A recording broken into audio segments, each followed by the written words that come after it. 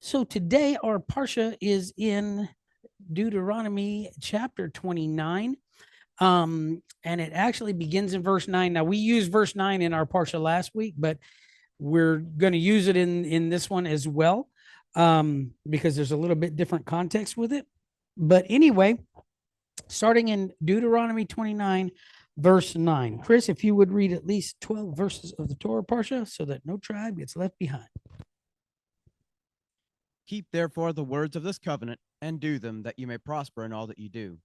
You stand this day, all of you, before Yahweh your Elohim, your captains of your tribes, your elders and your officers, with all the men of Israel, your little ones, your wives, and thy stranger that is in thy camp, from the hewer of thy wood unto the drawer of thy water, that thou shouldest enter into the covenant with thy Elohim, into his oath which Yahweh thy Elohim maketh with thee this day, that he may establish thee today for a people unto himself, and that he may be unto thee an Elohim, as he has said unto thee, and he has sworn unto thy fathers, to Abraham, to Isaac, to Jacob. Neither with you only do I make this covenant and this oath, but with him that standeth here with us this day before Yahweh our Elohim, and also with him that is not here with us this day. For you know that we have dwelt in the land of Egypt, and how we came through the nations which ye passed by. And you've seen their abominations and their idols, wood and stone, silver and gold, which are among them. Lest there should be among you man or woman or family or tribe whose heart turneth away this day from Yahweh our Elohim to go and serve the Elohim of these nations, lest there should be among you a root that beareth gall and wormwood. And it come to pass, when he heareth the words of this curse, that he bless himself in his heart, saying, I shall have peace, though I walk in the imagination of mine heart, to add drunkenness to thirst. And Yahweh will not spare him, but then the anger of Yahweh and his jealousy shall smoke against that man, and all the curses that are written in this book shall lie upon him, and Yahweh shall blot out his name from under heaven. And Yahweh shall separate him unto evil out of all the tribes of Israel, according to all the curses of the covenant that are written in this book of the law. Abba Yahweh, we love you and appreciate you, Father. We thank you so much for allowing us to be in your house today. Father, we thank you for allowing us to be in this place. Father, we thank you for allowing us to be here on the day that you have chosen, not the day that the world has chosen. Father, we just ask that you would touch this word that we are going into today, Father, that it would, as we've said so many times before, that it would take root downward and bear fruit upward. Father, that the fruit would be in our lives, Father, that growth, that we would be able to see it every week. Abba, I just ask that you would allow each and every one of us to glean what we need to from your word today. Father, I ask that you speak, or that your Ruach speaks to the needs that we have that maybe nobody else knows, but you certainly do. And Father, I just ask that you allow your word to become more real and real to us each and every day, Father, as we continue to try and walk this thing out in order to live up to the stature and the measure of your Son, Yahushua HaMashiach. And Father, we just ask that you would, again, just touch our hearts and minds, that we would be able to receive from your word what you would have us to receive. And Father, we'll give you all the praise and all the glory in Yahushua's name. Amen. All right. So, like I said, we're getting down to the end of it. We're getting down to the end of it. We got this portion and then one more, I think, after this. And that's it. We're at the end of the cycle. And then, we'll go into Sukkot and, or at least the fall feast season. So anyway, like I said, they're getting down to the end of it. Israel's getting ready to go into the land. Moses is getting ready to go off the scene. He's going to have to transfer. Sins aren't the only thing that we can transfer. He's going to have to transfer his authority and some of his spirit to Joshua so that he can try to lead these folks. Now, I've said it before and I'll say it again. Don't get it twisted. Joshua was no Moses. Okay? He wasn't. But he did the best with what that he could with what he had to work with. And that's all that it's like we've said in the song. We're going to take the rest and do our very best. And I don't think we've spoken about this several times. And I had a guy one time, we were discussing it, and he said, there's no hope for any of us to make it to heaven. And I said, what do you mean by that? And he said, well, he said, be perfect as I'm perfect. He said, there's none of us can ever be perfect as him. You know, he said, none of us are going to make it. And I said, well, I don't think so. I said, because he understands that we're the seed of Adam and we're frail, we're humans, we're not perfect, you know. But if we do the best that we can do, that's where the blood of Yahushua comes in, and it makes up the difference because it covers the things that we can't fix, the things that we can't, you know, weren't able to change, or the things that we weren't able to live up to his, you know, to his measurement, you know. And so that's important for us to remember. And like I said, Moses is getting ready to, he's getting ready to leave off the scene here. You know, been a long journey, been a lot of things going on, you know what I mean? And been a hard road to hoe. You know what I'm saying? Moses has done admirably, done the best that he could with what he had to work with. I mean, look at what he had. Bunch of stiff-necked, rebellious, hard-headed, you know, just I can't, you know, the word rebellious is just, that's about as much spin as I can put on it. You know what I mean? There were times when it seemed like they wanted to do the right thing, but it just wasn't in them. You know what I'm saying? That you took the Israelite out of Egypt, but you couldn't get the Egypt out of the Israelite. You know what I'm saying? And that's the thing. You know, we have to remember that as people, and as parents, and as leaders, and as you fill in the adjective, you know what I mean? You fill it in, but we do the best that we can with what we have to work with. Is everything going to be perfect? No. It's like Dad said, we talk about, am I perfect? Ask my wife, she'll tell you. You know what I'm saying? I'm not, and I don't pretend to be, and none of us do, but we do the best that we can. We all have shortcomings and idiosyncrasies and quirks and stuff, but we all have baggage, you know what I'm saying? But we do the best that we can. And that's, I think, really is honestly what the Father is looking for. He's looking for us to do the best that we possibly can, you know? If we were able to do it on our own, then we wouldn't have needed his son, right? Yahushua wouldn't have had to come here and die for us if we could do it all on our own. You know, we have look at, like I said, Moses had the word given to him and was hearing it directly from the Father and took it to the people, and they saw the miracles and they saw all these things, and they still couldn't get it right. That's the thing that gets me, Brother Tommy. If I'm seeing this stuff happen, I'm seeing the manna from heaven and the quail and the water coming out of the rock and all. I think that it would be very easy for me to say, okay, I know that he's in control, so let's just go ahead and do what he says to do. I would think that that would be a simple thing. But somehow it was very, very difficult for them. But like I said, we have to remember that when it's all said and done, where the rubber meets the road, he's the one who's running this thing, and he's the one who's in charge, and he's the one that we have to please, right? So, like I said, we really need to, you know, we need to do the best that we can, not be like these guys. You know what I mean? And you got to kind of give it to Joshua. He did, you know, he did everything he could. But when you got that many people and they're bucking against the system, I don't know how much better he could have done. But like I said, he filled in and he rose to the occasion. Let's go to Chris, go ahead and read number 9, if you would, please. Like I said, I used it in our Parsha last week, but I want to use it again here just for a minute. Keep therefore the words of this covenant and do them, that you may prosper in all that you do. Okay, go to Isaiah 58. Okay, and we're going to go to verses 13 and 14.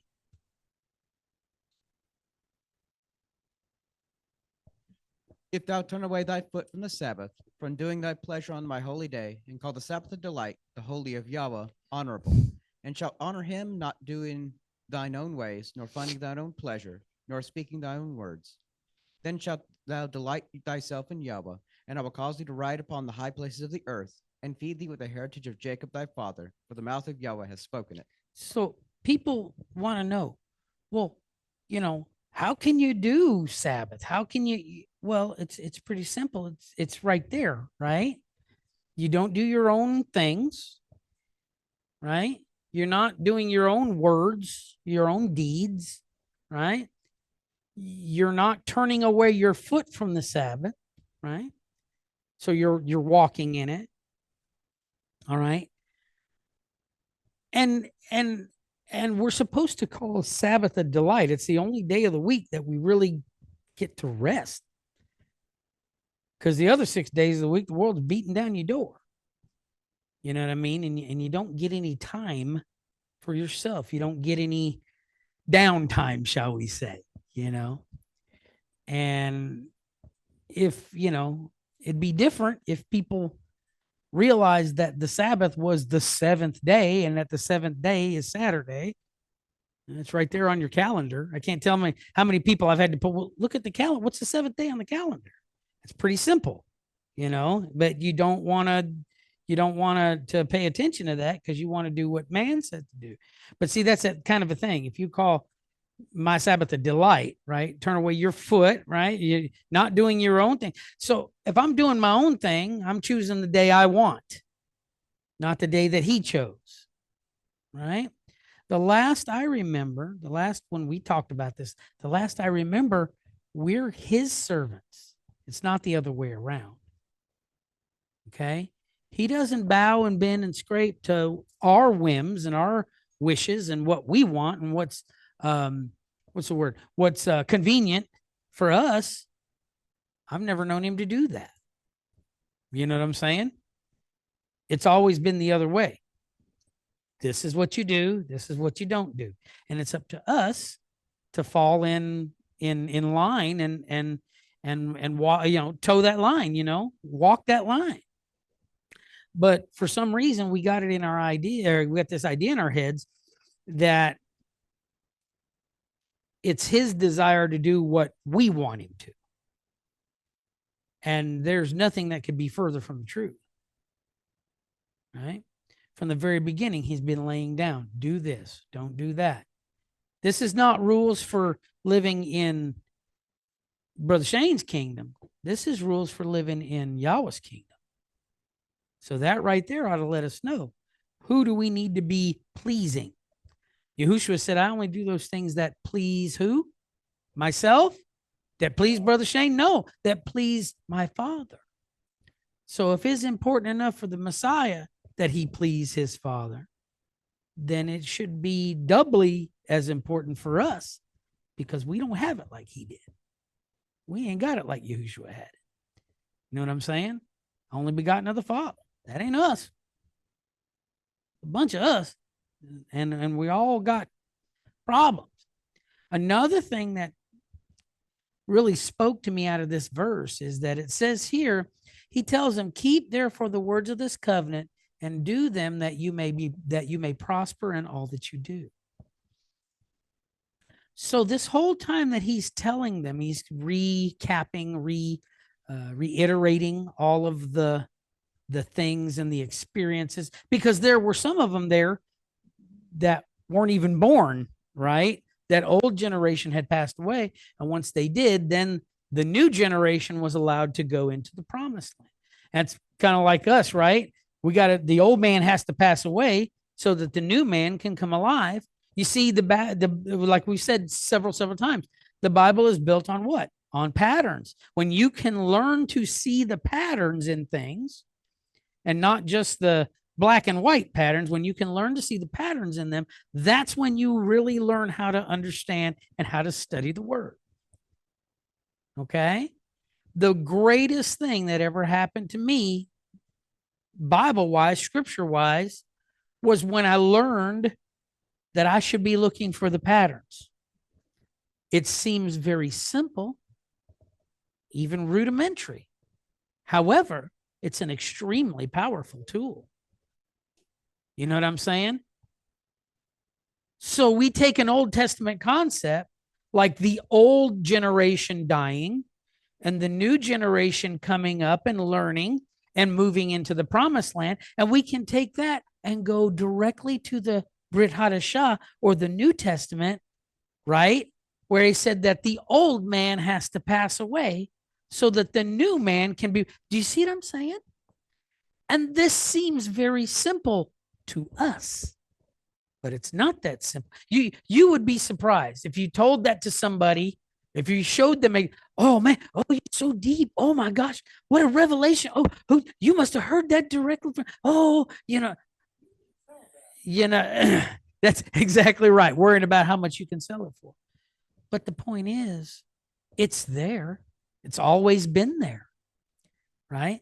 It's just, do we have the eyes to see it? You know what I'm saying?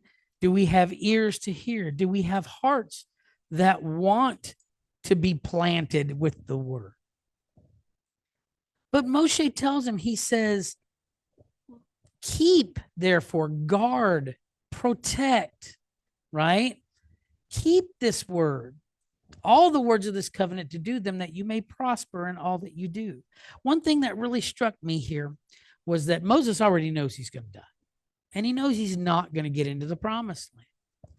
Despite everything he's been through, despite all the hardships, despite all the tears and the, you name it. And he knows he's not going to make it in. But one thing that really, really struck me here is that when he spoke to him about it, he didn't lament his loss, right? He didn't plead his case with the people for sympathy. I can't believe you. Can you believe it? I done left you through all these years, and Yahweh won't even let me come and be in the promise. I can't, because I made one mistake. You guys made 1,000 of them, and I've only made one.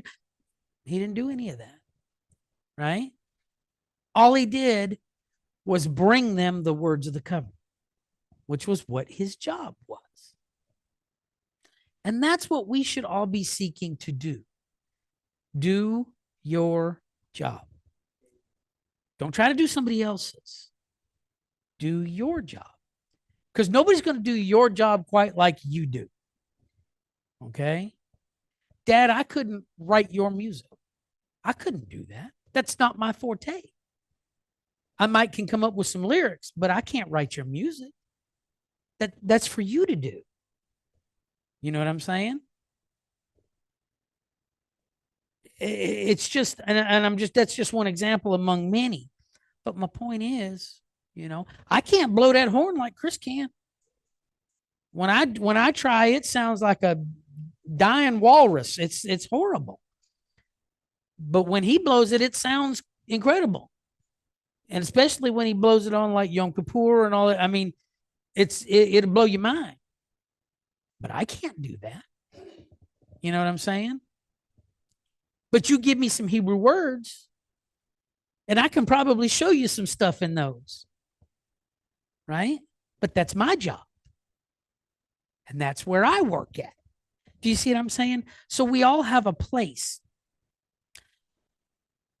And like I said, what's really impressive is he didn't boo-hoo and, oh, it's so unfair. He didn't let me go be there. And, he didn't do all that. He just said, look, when you get there, you're going to need this. We've had it all these years. You're going to continue to need it. It's not something you're just going to set it down and go off, But that's the thing. What did Yahushua say when he was 12 years old after they found him? He said, I got to be about my Father's business, right? So let's be about our Father's business in the place we're supposed to operate, right?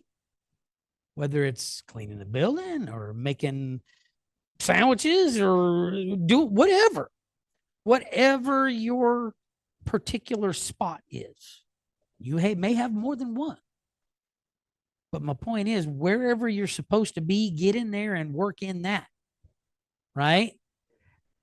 And a lot of times we walk out the gospel far more with our actions than with our words. It's like we've always heard, a picture is worth 1,000 words, right?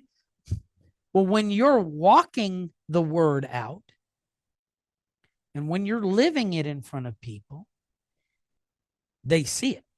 And it speaks a whole lot more when they see it in action than it does just talking about it. I mean, anybody can talk about the Bible and feed you a line of stuff as long as your arm, you know what I'm saying? But when you see a person, when they don't think anybody's watching them and you see them walking it out, that says a whole lot more to a person than it does somebody speaking it to them. That's what I'm saying. The scriptures say that Moses was the most humble man, right? And I'm sure he would have found plenty of sympathetic ears, but he didn't go after that. He just said, look, this is where I'm at. I'm not going to make it. So you guys are going to have to carry this thing. I'm giving you Joshua. He understands a little bit. He's going to try to lead you, But anyway, like I said, that's the thing. And the word Nitzavim, we're going to see this. Chris, go ahead and read verse 10. I mean, don't read chapter 10. Read verse 10.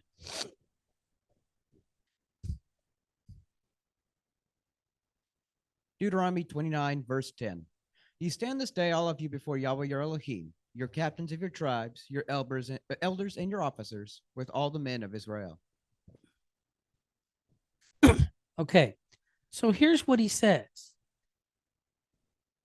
The word Nitzavim, right, comes from the word Yatzav, which means to stand up. Okay, so that's what he's telling him. He's saying, when you get called upon, right? Because you remember when Moses was out in the desert, he's running from Pharaoh, right? He's running from Pharaoh, trying to get away because he knows Pharaoh's going to kill him. So he takes off to Midian, right? And he's out there tending some sheep. And what happens? He sees this bush that's on fire, but it's not burnt up, but it's showing up on fire. All right. And then this voice starts coming out of the bush. And he tells him, he says, take off your shoes from off your feet, because where you stand is holy ground. Okay. So here's the thing. When we get called, when we're called out, right? We need to stand. Okay. And the different situations, there's different situations that happen.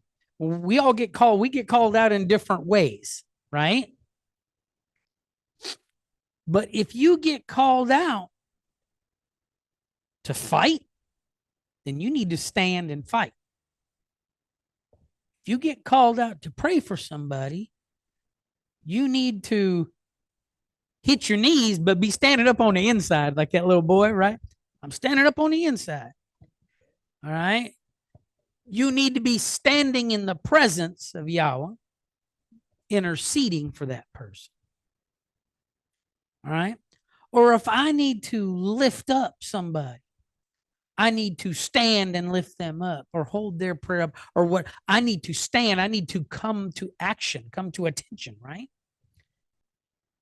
And that's what he's saying. You're standing here today, every one of you. All right. And the point is that it goes all the way from the captains, right? All the way down to the kids, even, Go to 1 Peter 3 and 15.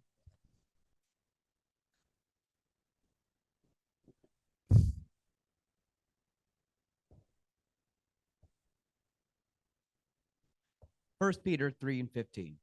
But set apart Yahweh your Elohim in your hearts, and be ready always to give an answer to every man that asks you a question, or gives you that has you a reason of the hope that is in you with meekness and fear. So he says that we need to be ready to stand and give an answer.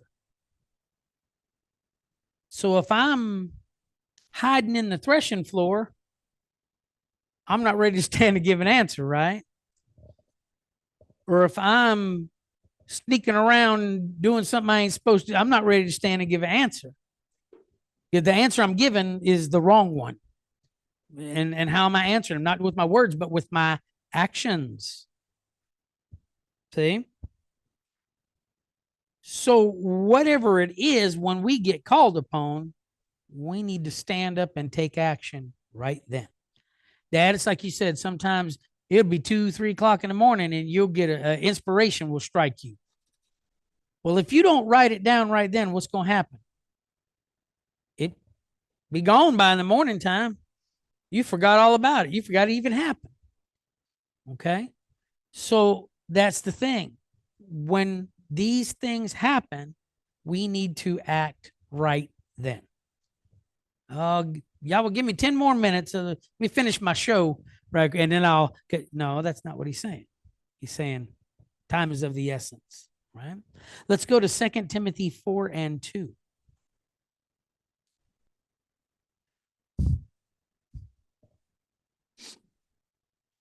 Second Timothy 4:2. Preach the word. Be instant in season, out of season. Reprove, rebuke, exhort with all long suffering and doctrine.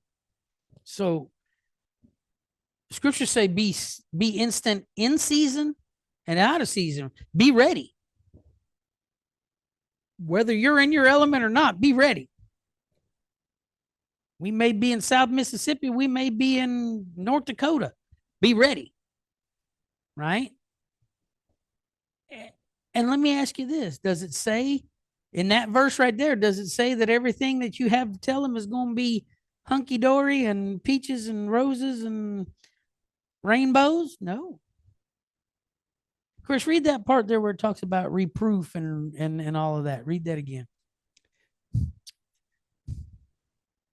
Preach the word. Be instant in season, out of season. Reprove, rebuke, exhort with all long suffering and doctrine. Okay, so reproving and rebuking are not nice things. But then it also says to exhort, right? With what? With all long suffering, right? So exhorting, what is exhorting? That's lifting people up. But if you don't know that there's something wrong, right, you got to get what's wrong out of the way first before you got to tear down and build up, right? And you got to tear down these strongholds, these incorrect thoughts and doctrines and all this. You got to tear that stuff down before you can build up the true thing, the right thing. Okay. So sometimes you're going to be called to tell, to reprove or rebuke. But we also have to be knowing that sometimes we're going to be called to edify, to build up. So we have to know, what is he calling me for? It's kind of like Job's friends. If he's calling me to build somebody up and I go off half cocked and just start tearing them down, have I done them any good? No. I may have done them way more harm. So we got to know what we're hearing. And if we're not, if the Ruach's not in us, right? If the Ruach is not in us like it should be, there's a very good chance that we could be bringing the wrong thing. So we need to be on the same frequency. We need to be on the same wavelength as him. So we get a clear story, a clear message, right? We were driving last week in Rebby's truck and he's got this little ham radio thing in there. And for most of the time we were driving, all you could hear was static. But But then every once in a while, a voice would come across there and it'd be clear. And it would say, repeater number, blah, blah, blah, blah, blah. And it would give this thing. And then it would kind of click back out and you'd hear the static again. But see, that's what I'm saying. It's got to be like that. We got to be tuned in on the right frequency. We got to be on the right wavelength in order to pick up what he wants us to hear. Because if we aren't, then it's just going to be static and garbled stuff. Like when you, like if you got a radio station from Hattiesburg and you're driving around down towards New Orleans and it gets all, that's what you're going to get. And you may think you hear the right thing, but you're hearing something wrong.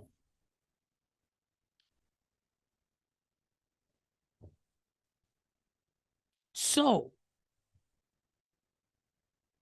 doing this, being ready and reproving and rebuking and, and exhorting and all this, when we do this, this is how we build. I mean, this is how we're made stronger. Not by sitting back and resting on our laurels, which we could do. Oh, we understand this and we understand that. We don't do this and we don't do that. Blah, blah, blah, blah. We got it all set up. I'm going to just sit back. You see what I'm saying? We could do that. But we don't get stronger by doing that. We stagnate. And what happens, Mom? You used to, when you were back in the 80s, late 80s, when you were doing all that heavy lifting and stuff, what happens to your muscles? If you're a bodybuilder, what happens to your muscles if you don't exercise? What happens? They just go away, right? And if we sit back on our laurels and just bask in the glory that, oh, well, I know this and I know that, blah, blah, blah, blah, blah, blah. We're not getting any stronger. We're actually getting weaker. And when that happens, we're more prone, we're more apt to start getting into this other stuff, right? Because we like people saying, oh, boy, that Rav Jimmy, boy, he sure is, he sure knows it. Wow, he told me about this and so and this portal and this emanation and this Sephra. Oh my gosh. But that's just head knowledge. And I'm not even sure how much of that stuff is the real deal. Some of it could just be some stuff that somebody made up. I don't know. Now, I guarantee you when we get there, we can say, hey, Yahushua, I have a question. Does the sun travel through these portals and all this kind of stuff? And he may tell us, yeah. He may say, nah, some dude he just had the indigestion that night. He dreamed that up.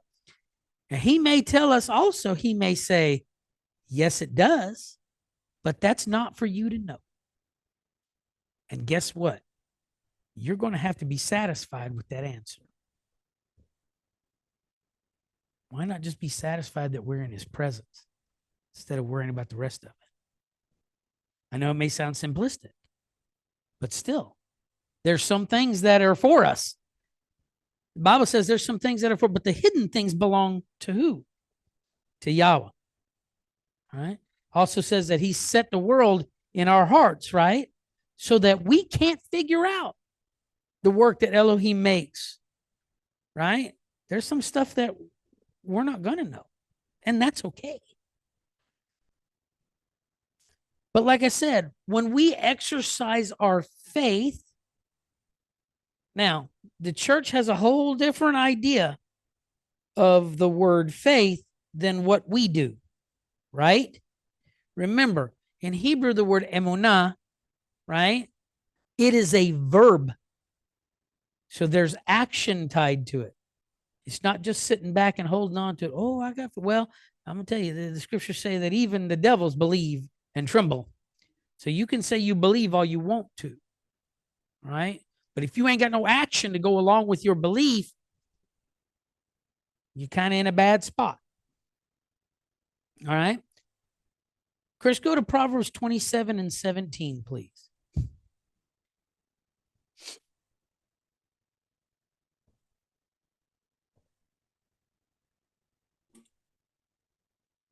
Proverbs 27:17.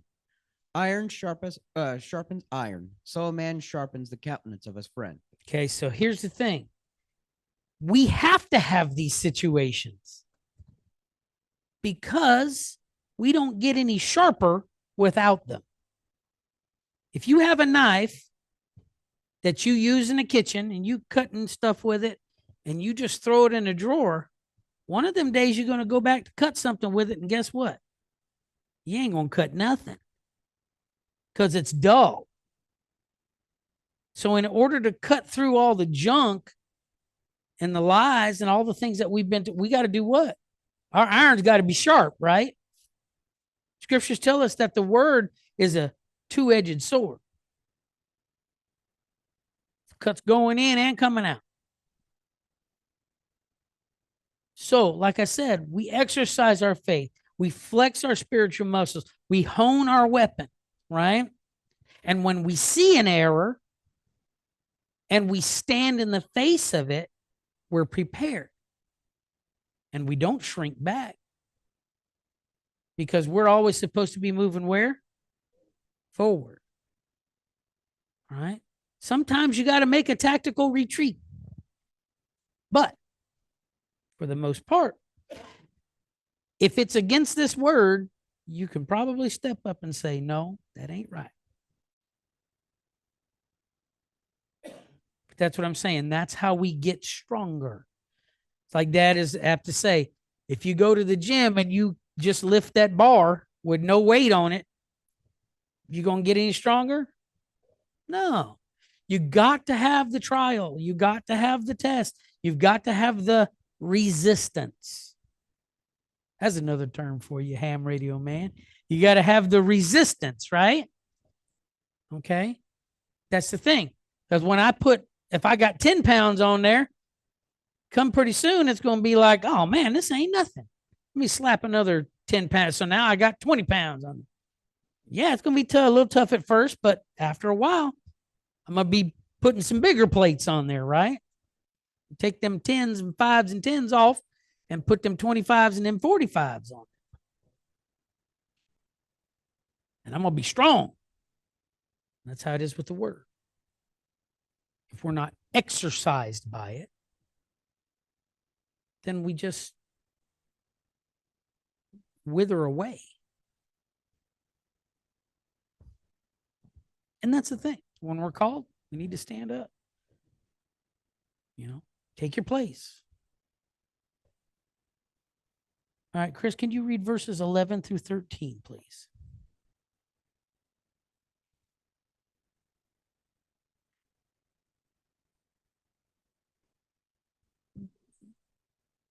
Deuteronomy 29:11 through 13. Your little ones, your wives, and thy stranger that is in thy camp, from the hewer of thy wood unto the drawer of thy water, that thou shouldest enter into the covenant with Yahweh the Elohim, and into his oath, which Yahweh the Elohim maketh with thee this day, that he may establish thee for a people unto himself, that he may be unto thee an Elohim, as he has said unto thee, as he has sworn unto thy fathers, to Abraham, Isaac, and to Jacob. Okay. So he says here, your little ones, your wives, the stranger that's in your camp, the hewer of your wood, the drawer of your water. Now we know that the hewers of the wood and the drawers of the water, these were from other groups, right? And the scriptures tell us that when they came out of Egypt, how did they come out? Well, they came out as a mixed multitude. So there were other folks in there. And it was never off limits to ally yourself with Israel or with one of the tribes. You just had to find one that you felt comfortable with, right? And you had to fall in line. So he's saying here that you should enter into covenant with Yahweh your Elohim and into his oath, which Yahweh your Elohim makes with you this day. And that he would establish you today for a people unto himself. So what that tells me is that he wants all of us. All right. So regardless of your skin color, Hello? Regardless of your skin color. Because there's people on all kinds of sides of the aisles that think that if you ain't got a certain color skin, you ain't going to get in. Well, I'm here to tell you that that's not the truth. Not according to what the word says. Okay? Regardless of your national origin. Doesn't matter whether you're from the US or South America or Antarctica or whatever, it doesn't matter. Right? It didn't matter then, it doesn't matter now. As long as you're willing to get in and do the right thing, he wants you. Right? Doesn't matter your blood type. So it doesn't matter whether you got UD blood or not. It doesn't make any difference. Right? It don't matter what your hair color is or if you even have hair. That doesn't matter. All right? Scriptures tell us that we were all made how? In his image. And in Acts chapter 17, it tells us that he made from one blood. There ain't no black blood. There ain't no Caucasian blood. There ain't no Asian blood. There ain't no, it's all red, right?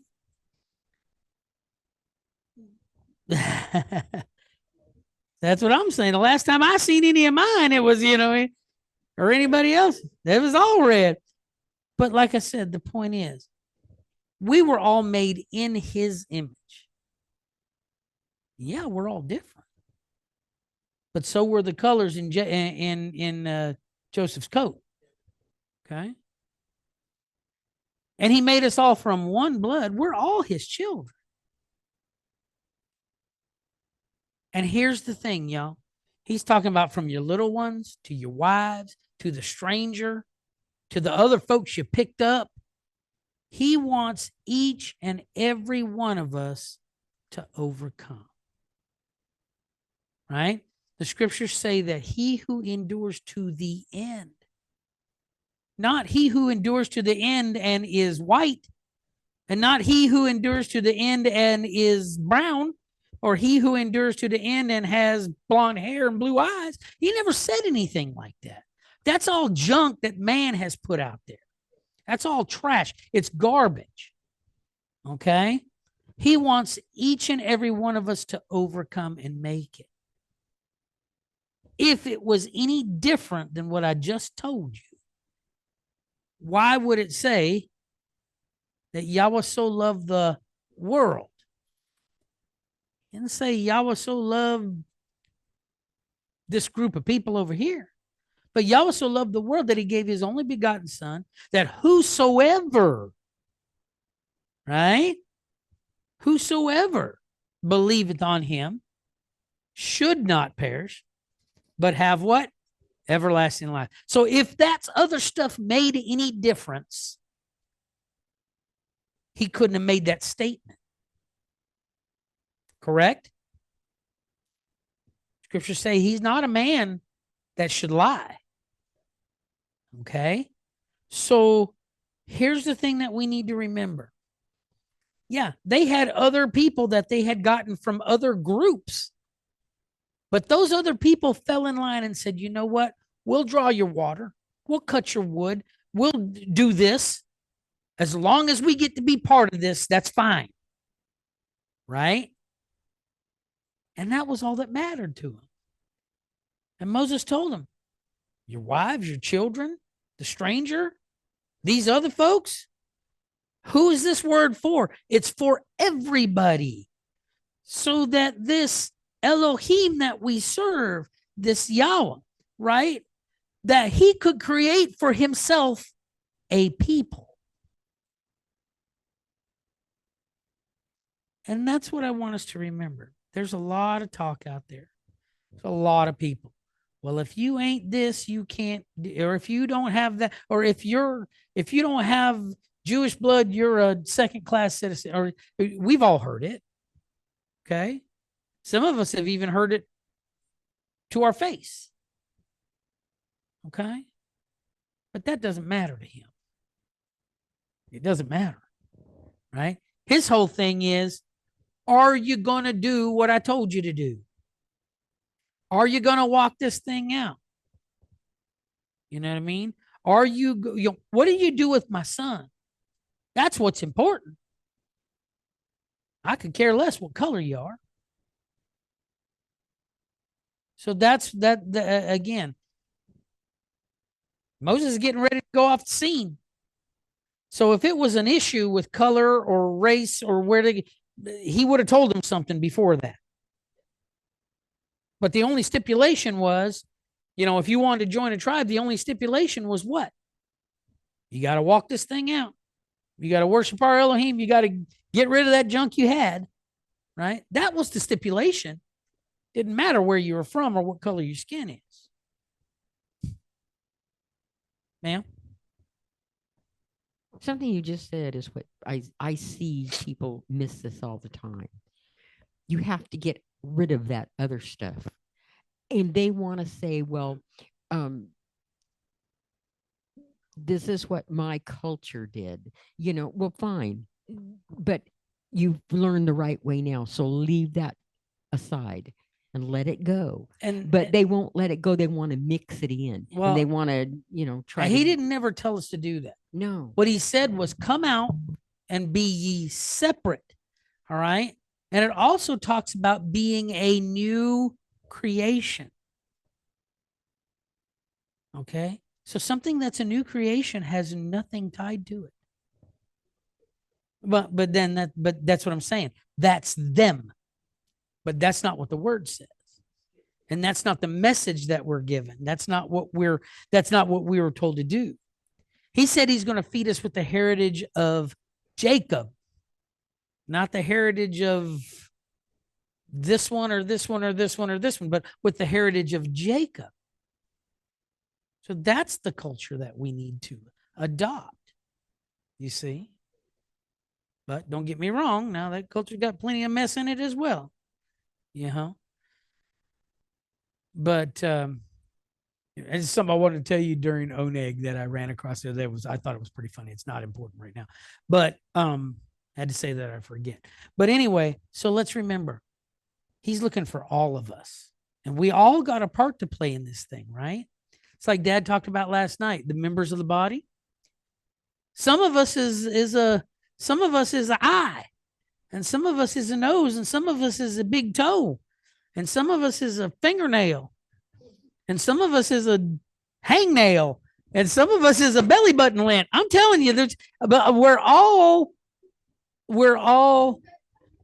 but the thing is, we're all part of the same body, and everybody's necessary. Everybody's necessary. Okay. And he wants all of us to overcome. All right, Chris, read 14 and 15, please. Deuteronomy 29, 14 and 15. Neither with you only do I make this covenant and this oath, but with him that standeth here with us this day before Yahweh our Elohim, and also with him that is not here with us this day. Okay, so what is Moses talking about? He's saying, I'm not just making this with you, but I'm making this with your seed, right? And the ones that are coming after, and the ones that are coming after that, and the ones that are coming after that. The Father's word is eternal. It's not just for 1 or 2 generations, it's eternal, right? And the covenant is eternal. And the oath that was made, that is eternal. All of these things are eternal. And that's what kind of time? That's a mighty long time. Forever is a mighty long time, right? All right. And like Rebbe got so I thought he was going to break and run over there. That's us. Because we're a long ways after this happened. But you know what? We're still using the same book. Still following the same commandments. Still celebrating the same feast days. Okay? Chris, go to John 10 and 16, please. Now, Yahushua, in this, he said something very interesting here. John 10 and 16. And other sheep I have, which are not of this fold. Them also I must bring, and they shall hear my voice, and there shall be one fold and one shepherd. So see, he says, I have other sheep, not of this fold. So who was he talking to at the time?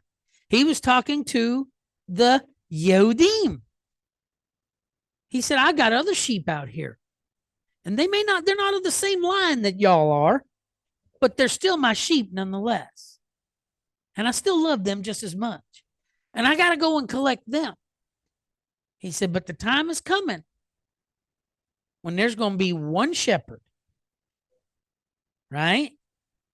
Go to Hosea 1 and verses 10 and 11, please.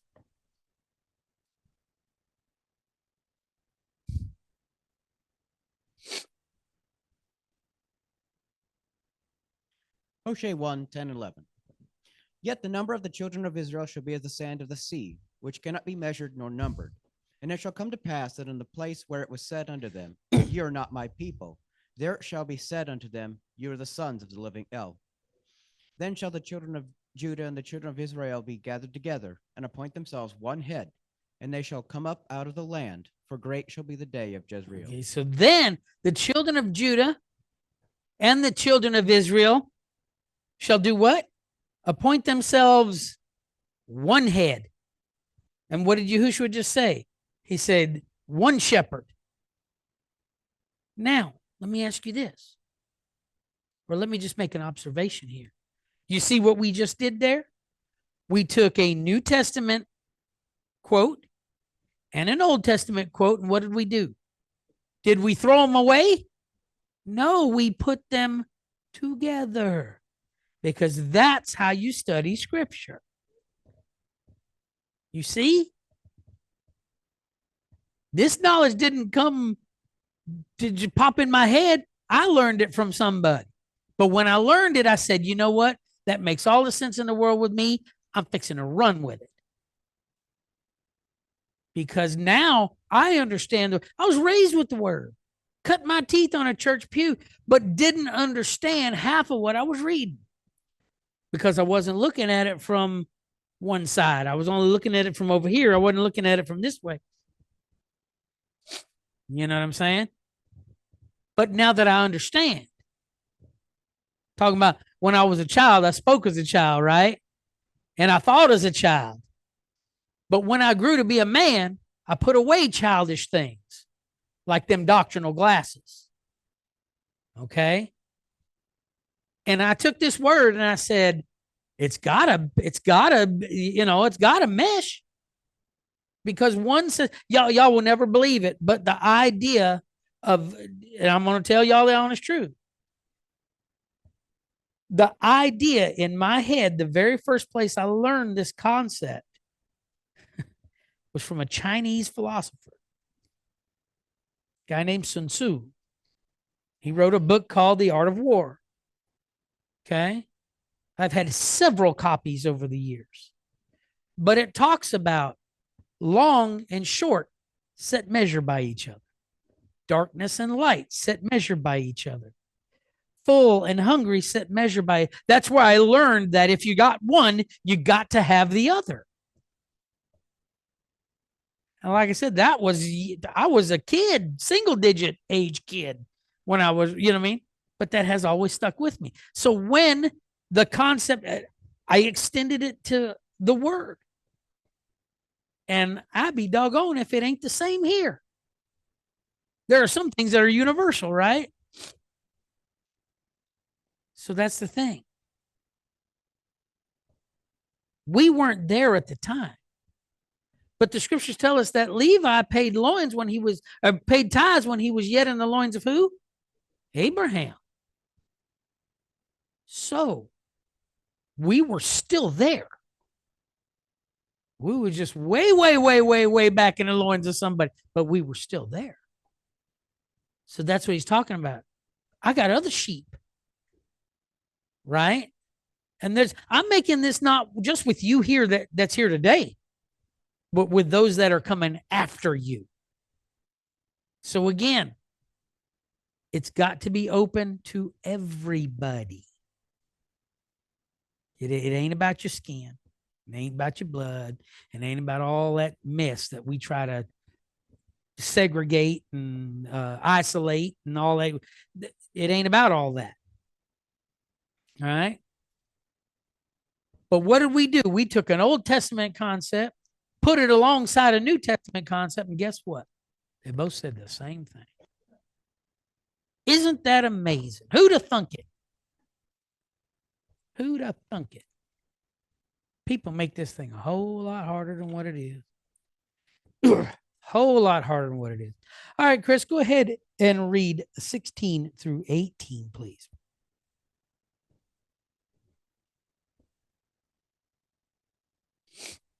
Deuteronomy 29, 16 through 18. For you know that we have dwelt in the land of Egypt, and how we came through the nations which you passed by. And you've seen their abominations and their idols, wood and stone, silver and gold, which were among them. Lest there should be among you a man or woman, or family or tribe, whose heart turneth away this day from Yahweh Elohim to go and serve the Elohim of these nations. Lest there should be among you a root that beareth gall and wormwood. All right, so he's saying, you remember how when we lived in Egypt, we seen a lot of Elohim, what I like to call little e Elohim, right? We seen a lot of little e Elohim. They had them all over the place. And he says, you remember when we walked out of there, we seen them. They had them all over the place. But then he tells them, he says, but if any of y'all, man, woman, family, even a whole tribe, if y'all turn your back on Yahweh and you go serve these other idols, it's going to cause some division. And it's going to be a problem. Right? And it's going to cause separation. And it's going to be gall and wormwood. Okay? What is wormwood? In the scriptures, when it talks about wormwood, now it's not just a thing that they put on them patches for your knees. My wife got these patches for her knees that have this Chinese wormwood in, and whenever her knees go to aching really, really bad, she put them things on, and within it, it's gone. And she walks around just like she ain't never had a pain in her life. But in the scriptures, when it talks about wormwood, it's basically talking about poison. Okay? So that's what he's saying. If you serve these things, it's going to be a poison to you. Okay? And not only is it going to affect the people around you, but it's going to kill you. So this poison from these other Elohim, it's going to affect you and everyone around you. Okay? And in our travels, we see a lot of things. Think about it, y'all. We put a lot of miles on our cars and bikes and feet and whatever. But we go a lot of places and we see a lot of things. And there's some stuff that we see that's like, whoo, well, I sure would like that. But we cannot allow ourselves to be tempted with false Elohim and other temporal things. Right? Because we got something waiting on us that we don't even know nothing about. All right? So let me ask you this. When Yahweh came to Abraham and said, get up, leave your family, I'm going to send you to a land that you don't know, that you ain't got no clue about. I'm going to send you there. Did Abraham fight? Did he buck? I don't know about all that. Now, he didn't do that. Right? Chris, go to Hebrews chapter 11. Let's look at verses 8 through 10. Because Abraham's had something else on his mind. Right? He said, you know what? If I get up and go, there's got to be more for me where he's sending me than what I got now. I'm living in an idol maker's house right now. Right? Hebrews 11, 8 through 10.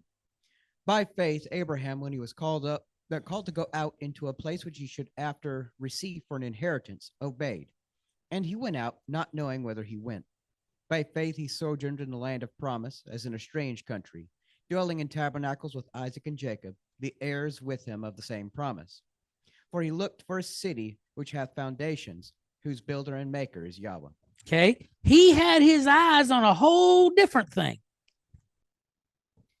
But he said, I ain't got a whole lot here. It's kind of like when we left California to come to Mississippi. Kim and I didn't really have a whole lot of nothing. We ain't got a whole lot of nothing now, but we're in a much better place. But the thing is, when we left California, we had our car, right? Mom had rented a moving truck, and we sold everything that we possibly could. We had like our bed and our dresser, and maybe, yeah, I mean, we didn't have a whole lot to put in the truck. All of our clothes we put in the back seat, wedged Chris in his car seat. That little man did not enjoy that 4-day trip, but we put him in there in the back of the car. And when we came to state of Mississippi, we had, like I said, we had our clothes, we had the baby, we had the car, we had each other. And I kid you not, we had $400 to our name. That's all we had when we got here. That's what we had when we got here. But bless Yahweh, we got vehicles and we own our house. I mean, we own a house and property and all these things. And we got money in the bank and we got food in the cabinet. That's stuff that we didn't have in California. Okay. So when we left, we didn't know what we were getting into. But let me tell you my thought process. I said, we ain't got nothing here. So we got to be able to find something better there. That was my whole thought process, y'all. Okay. In my mind, like I said, I was raised in the church. And I was always told that my father owns the cattle of 1,000 hills. Right? But I was also taught that sometimes you got to get up and get out of the place that you're in order for him to bless you somewhere else. And so that's why I was like, I asked Kim, I said, what do we got keeping us here? Seriously. We were sitting in our apartment at the kitchen table in our little upstairs apartment. I told her, I said, what do we have keeping us here? She said, nothing. I said, well, we may end up having to sleep in the car. I said, but it'll be sure be better than anything we got going on right now. So we struck out on faith. And look at where we are. You know, the Father's blessed us over and over and over. And you can't out bless Yahweh. You just can't do it. All right. But that's the thing. We had to get up and go. Tommy, you had to get up and go, or you couldn't have come and got your bride. Okay. Rebbe, you said it. Father, I'll go wherever you want me to go, even if it's Wiggins, America. And look at where you are. But you see what I'm saying? This is how we've had to do things. He tests us, this puts us in situations where it's like, man, this is really uncomfortable.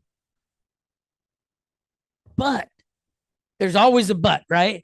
But what's keeping me here? I got nothing here. I might as well have nothing somewhere else. At least there I can get a fresh start. And that's what we did. It's the same thing with Joseph, right? Joseph told him, he said, when you leave, he told his brothers, when you leave, do what? Take my bones with you. Because he knew that there was a place that Egypt was just a stop for the time, even for his bones. It was just a stop. It wasn't where he was always going to or it wasn't even where he was supposed to be. He was there for the time, right? But it wasn't where his ending place was going to be. So he made him promise, when you leave, you take my bones with you. And they did. And where was he? Buried right next to, and that's in the cave, right? So What about Moshe?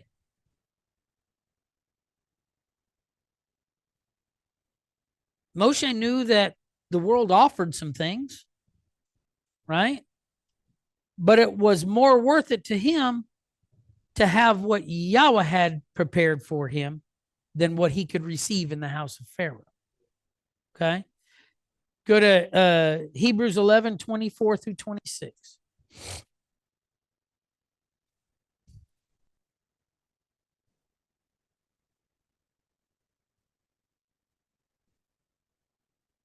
Hebrews 11, 24 through 26. By faith, Moses, when he was come to years, refused to be called the son of Pharaoh's daughter, choosing rather to suffer affliction with the people of Yahweh than to enjoy the pleasures of sin for a season, esteeming the reproach of the Messiah greater riches than the treasures in Egypt, for he had respect unto the recompense of the reward. So see, he said, I got all this. I'm living in the king's house. But it's worth it. It's more worth it to me to suffer with the people of Yahweh than it is to live this fat life with the Pharaoh.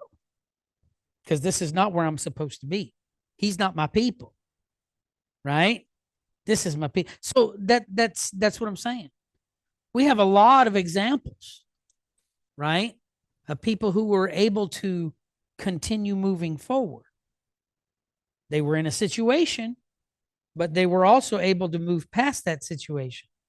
Let me ask you this. What about Yahushua? Okay. So, oh, Brother Shane, that's not fair. That's Yahweh's son. He still felt pain. Right? He still had a flesh and blood body that had nerve endings in it and all that stuff. I guarantee you that that whip hurt him just as much as it would hurt you or me. Right? So Hasatan comes to him when he's vulnerable and hungry and in a low place. But Yahushua did not choose to give in to it. And that's Matthew chapter 4, verses 1 through 11. We're not going to read that. But the thing is, we have to know that when we are tempted, when we see these things out here and they're shiny and they're new and they appeal to us, that it may not be the thing that Yahweh wants for us. Right? So better to be in his will than to have our own will and way. Amen? Okay?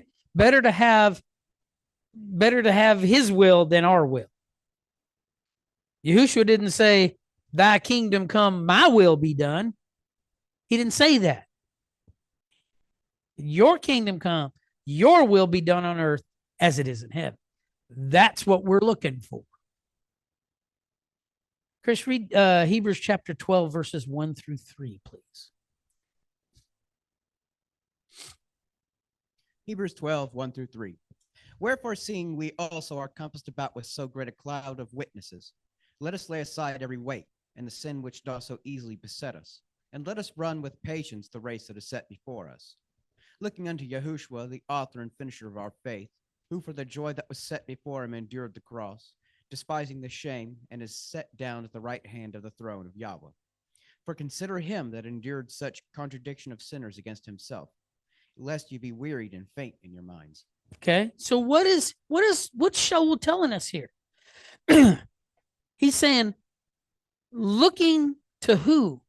Yahushua, the author and finisher of our faith, who for the joy, right, that was set before him. So he counted it a joy to give up his life. He said, no man takes my wife, my wife, no man takes my life. I give it willingly, right? But it says that it was a joy to him.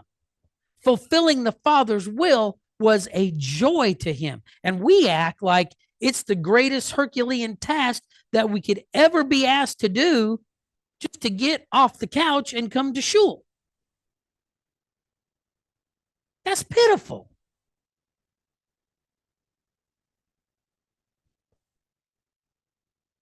So the thing is, when we do get tempted, which inevitably we will, right? I said none of you have resisted unto blood. Okay. So the thing is, we're going to be tested. We're going to be tried. We're going to see things that were, oh boy, I sure would like to have that new car. I'd like to have this. Or, oh, my neighbor has a fine TV set. Oh, I wish I had me one of them. You know, we're going to see these things.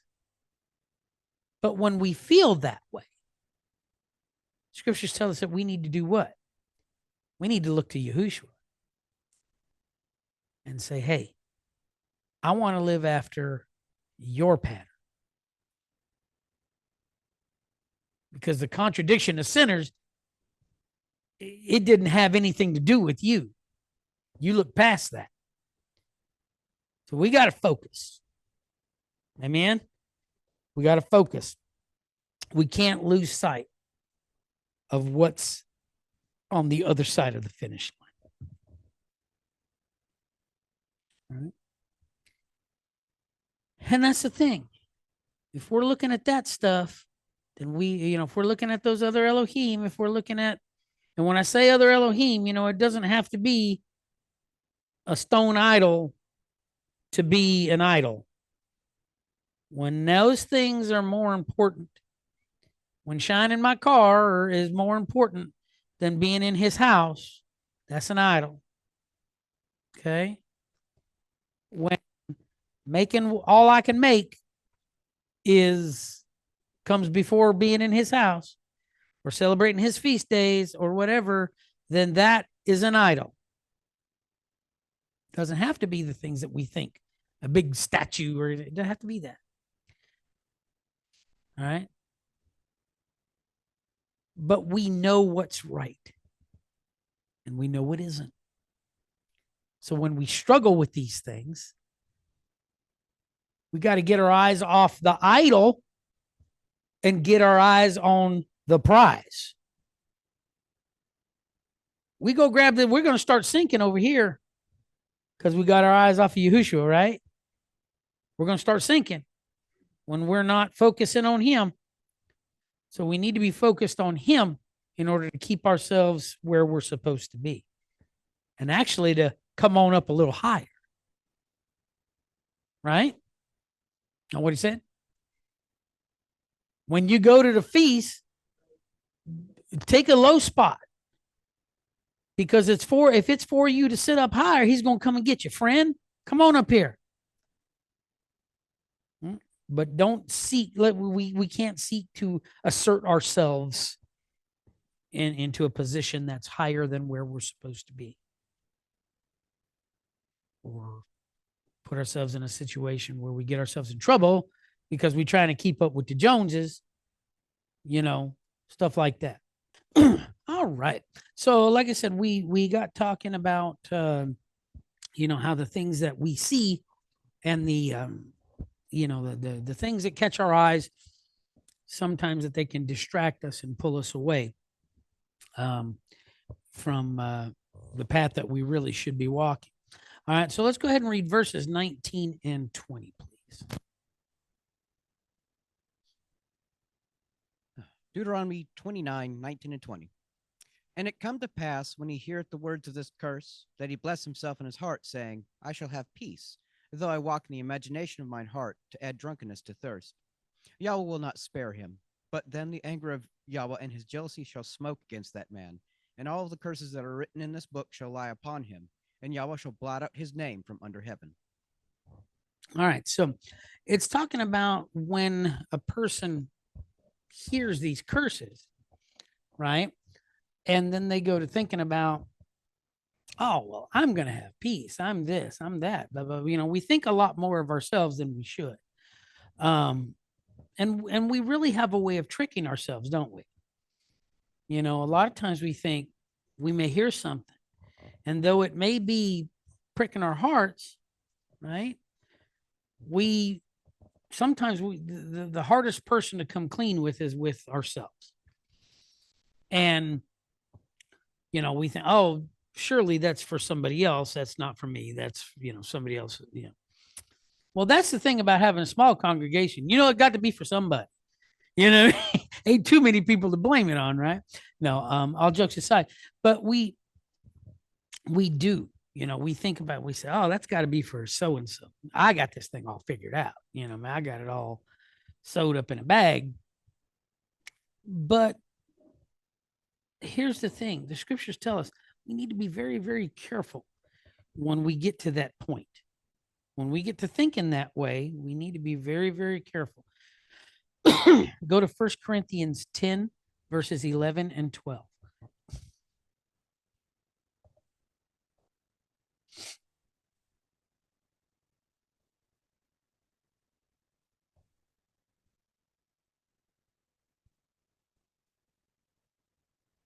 Now all these things happen unto them for examples, and they are written for our admonition, upon whom the ends of the world are come. Wherefore let him that thinketh he standeth take heed lest he fall. So see, it says that all of these things that we read about, they're not written so that we can put ourselves above them or to think, oh, I'm so much better than them. Well, I can't believe they didn't see that. I can't, oh, they should have known that. We can say whatever we want to say. Okay. But right there in 2 Corinthians or 1 Corinthians, it's saying, take heed.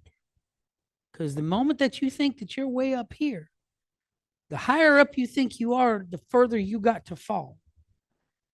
And the thing is, the scriptures tell us that they were there for our examples. And there's another place where it says in samples with the same type of thing, okay?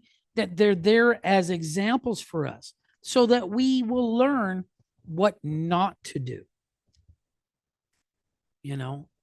That's the thing. It's like, whenever you have a situation, say in your job, and somebody messes something up, they have a tendency to kind of make an example of that person.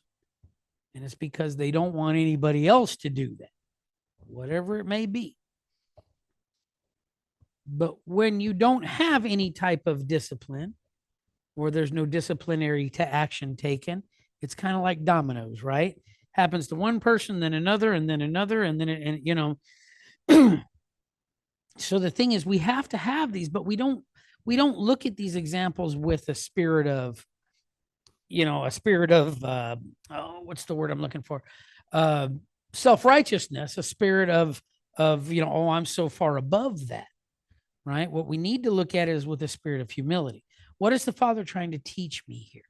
What is he showing me? How can I incorporate this so that I don't make those same mistakes? And that should be the desire that we have. We should have the desire to be better than what we are. Amen. We should have the desire to leave the shul better than we were when we came in. Okay. So that, and we should do that with everything in life. It's like when you go somewhere, say you go to a national park or whatever. Okay. So you go to Yosemite or you go to, wherever, Yellowstone, whatever. You want to leave your campsite better than it was when you got there.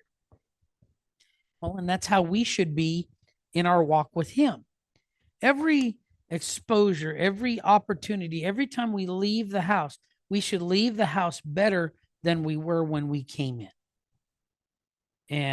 And like I said, the only way that we can do that is by allowing this to become real. And it's not just words on a page. We have to get it in our hearts, right? We got to get it down in there, and we got to let it take root, and it's got to bear some fruit, right? It's got to get fertilized, and it's got to get washed with the water of the word, and all these, all of these things are part of what goes into making our apple tree grow. You know what I mean? Making us better than we were when we came in. And that should be all of our desire. Not to say, oh, I'm so smart, I know this and I know that. Da, da, da. Well, it talks here, and this was one of those things that always kind of, where it says, I walk in the imagination of my heart to add drunkenness to thirst. That's kind of a strange, it's kind of an odd pairing of words there. But think about this. If you're thirsty and you drink liquor when you're thirsty, and you begin to, the alcohol does nothing to quench your thirst. So the more you keep pouring in more lies, you keep pouring in more intoxicants, you keep and all you're doing is you're making your state worse, because now not only are you thirsty, but you drunk too. You can't walk, you can't reason, do you see what I'm saying? That's what he's talking about. In the imagination of my own heart. And our hearts, the scriptures tell us that our hearts are deceitful, that they're desperately wicked. And your heart will lie to you quicker than anything. Because if you want something, you know what I mean? Oh, I want this thing. So your heart's going to lie to you, right? I want to be so wise. I want to be so smart. I want to know so much about the word.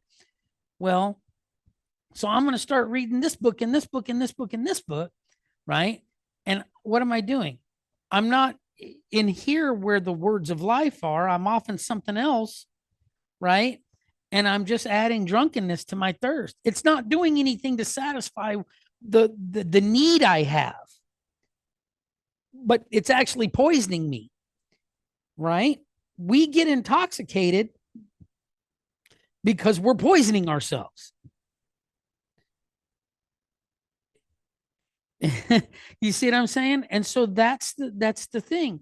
That's the body's instinct, or that's the body's reaction, is that kind of a euphoric, because our brain is kind of in distress. But that's what he's saying here. He's blessing himself in his heart. He's saying, I got peace. I got this. But what he's doing is he's fooling himself.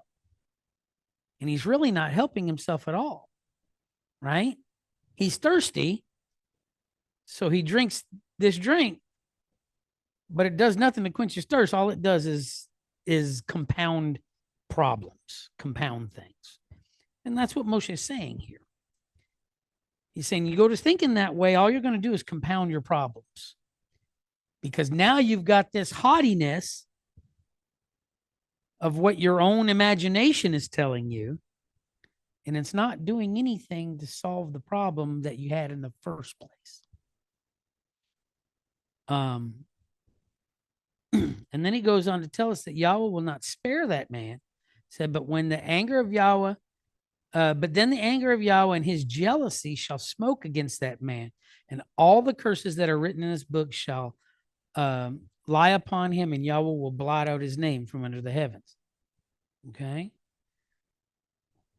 Well, what's he doing here?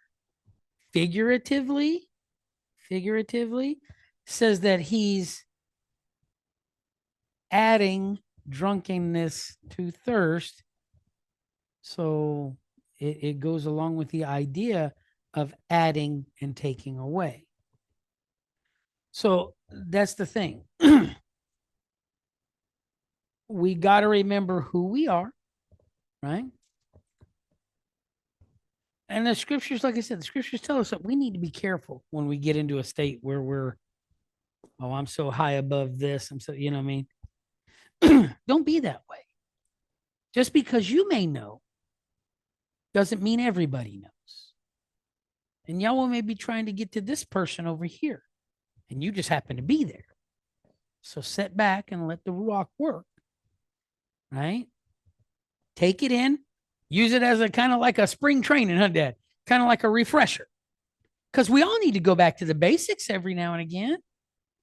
We need to go back sometimes. We go through this Torah cycle every year. Here in a few weeks, we're going to be back at, Genesis 1:1. In the beginning, Yahweh created the heavens and the earth. That's where we're going to be back there in just a couple of weeks. And that's kind of like starting all over again, right?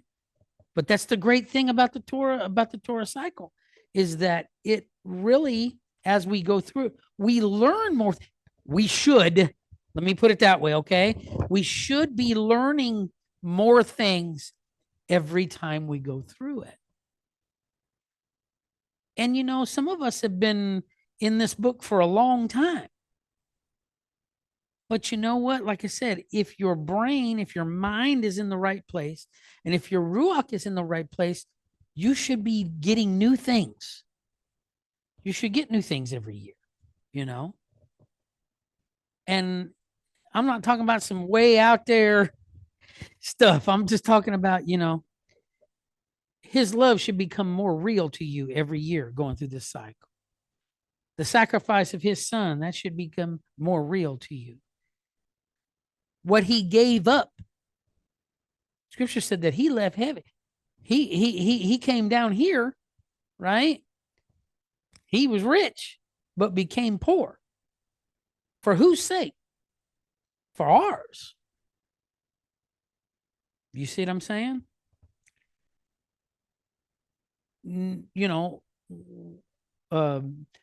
Concepts of study and of these are all things that should grow with our personal growth, right?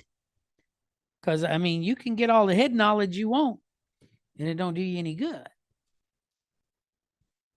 Like what we were talking about with our portals and our doorways and all that kind of stuff. That stuff ain't gonna do you no good. Because in the time of trouble, you ain't gonna be worrying about what Sephiroth you're in.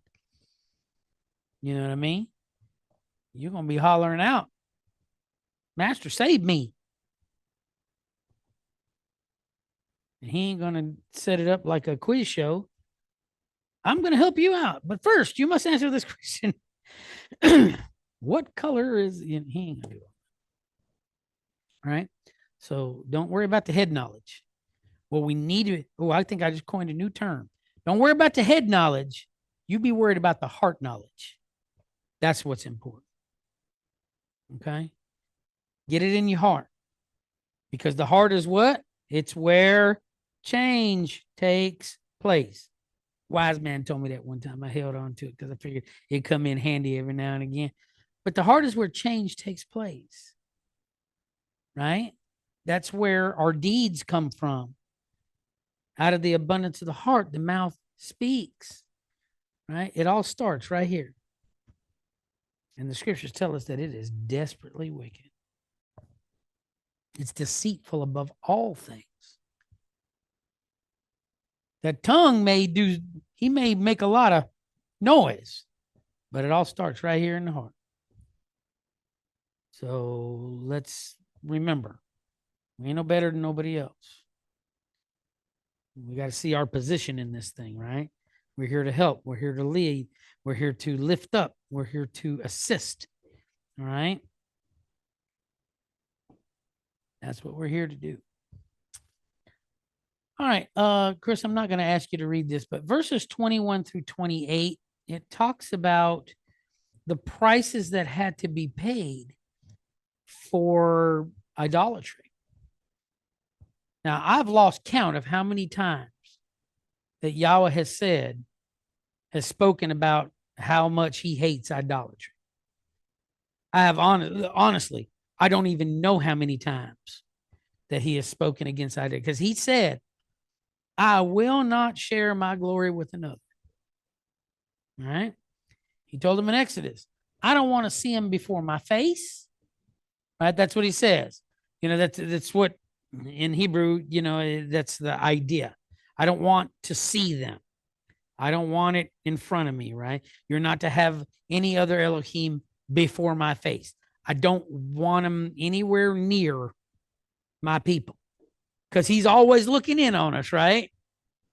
So he don't want to see them. There's another part in the scriptures where he says that he don't even want their names to be in our mouths, right? Because that kind of stuff leads to worship. And so he says that,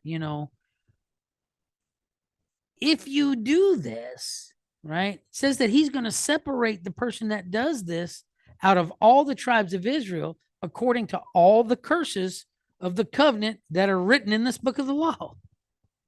There's a lot of curses in this book. I don't want one of them, much less all of them.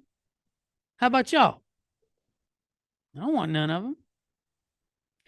All right. It says he put sicknesses on the land. That and here's a kind of a weird thing. I mean, not weird, but verse 23 says, and that the whole land thereof is brimstone and salt and burning, that is not sown nor bears, nor any grass grows therein, like the overthrow of Sodom and Gomorrah, Admah and Zeboim, which Yahweh overthrew in his anger and in his wrath. Now, why is that important? Okay. Why is that important? Okay. What does it say in Psalm 68 and 6? There's a point to this. Psalm 68 and 6. Elohim sets the solitary in families. He Li- brings out listen those to which this- are bound with Listen to chains. the second part here. He brings out those which are bound with chains, but the rebellious dwell in a dry land. The rebellious dwell in a dry land. And it says here that the whole land thereof is brimstone and salt and burning, and it is not sown, nor does it bear, nor any grass grows therein. And it says here that it's like the overthrow of Sodom and Gomorrah, Admah and Zeboim. So we've got the idea that, yes, sis.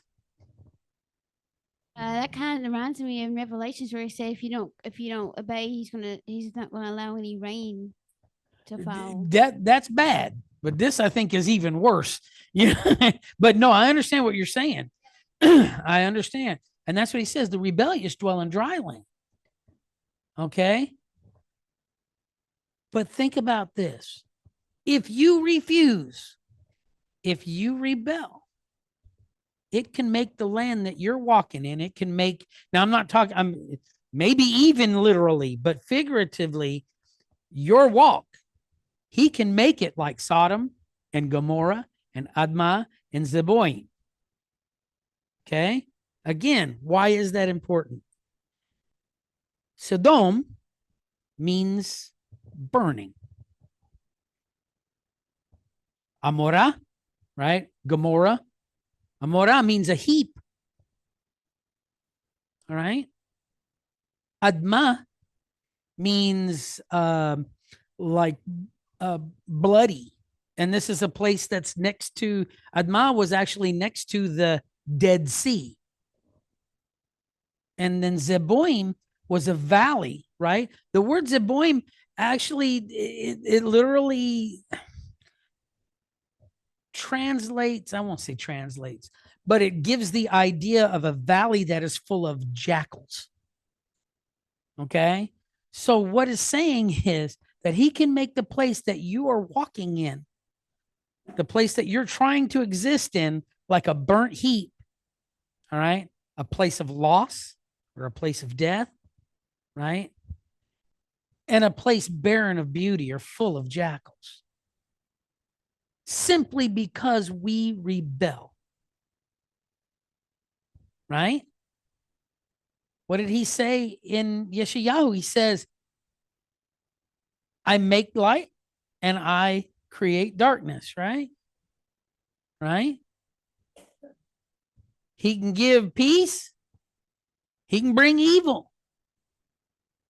And it says, just so that you know who's talking, he says, I, Yahweh, do all these things. So if you don't think that he can put you in a bad place because of your actions, right? I got news for you. You see what I'm saying? Go ahead and rebel. Go ahead and do it. And look where you end up. So if a lot of things are not, if it's not according to what we do, right? A lot of people want to talk about works. Oh, works ain't gonna save you. That's right, they won't. Is you got to have both, right? You got to have works and faith. But I promise you, if your works aren't there, guess what? It ain't no good. You can have all the faith in the world. It ain't no good. Or if your works are contrary to the word, guess what? You got a problem. If your faith doesn't have any works, it's just lip service. That's exactly right. That's what I'm saying. You got to have them both, right? And so what he's saying here is don't put yourself in this barren place. Because think about it. They were promised a land flowing with what? Milk and honey, not salt and brimstone, right? The place that the Father was taking them was a place that flowed with milk and honey, a place with giant fruit and just all these good things, and houses that they didn't build and vineyards they didn't plant, and he was bringing them to all of this stuff. But where were they putting themselves? In a dry place. They were putting themselves in a valley that was just a burning slag heap. And we can still do that today. Amen? And we can still do that today. Rebel if you want to. But it's not worth the price you're going to pay. And it's not worth what you're going to miss out on. Not worth it at all. All right, verse 29. The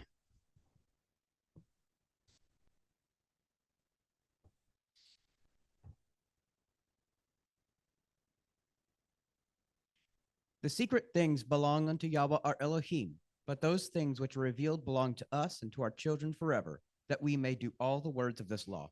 Okay, so what's he saying here? Remember, we talked about it in Ecclesiastes. It says what? It says he makes all things beautiful in his time, right? But what does he do with the world? He set it in the heart of men so that they can't find out what Yahweh makes from the beginning to the end. There are some things that we're not meant to know. There are some things that it's none of our business. So we really have no business trying to search them out. You remember what happened to Shaul? Shaul couldn't get an answer from Urim or Tumim. Couldn't get an answer in his dreams. He prayed. Nothing. So what did he do? He went to the witch of Endor. And here she calls up Samuel. And Samuel's like, what are you doing? You see what I'm saying? There's a lot of things that is not meant for us. Ouija boards and tarot cards and Miss Cleo and all of that. That ain't meant for us. All right? That stuff ain't meant for us. You know, every time that you hear about divination, and that's what it is, fortune telling, scrying, divination. It's all divination. So anytime you hear about that in the scriptures, though, it's never given in a positive light, is it? Even with old Balaam said that they took the rewards of divination in their hands. Right? That's basically a bribe.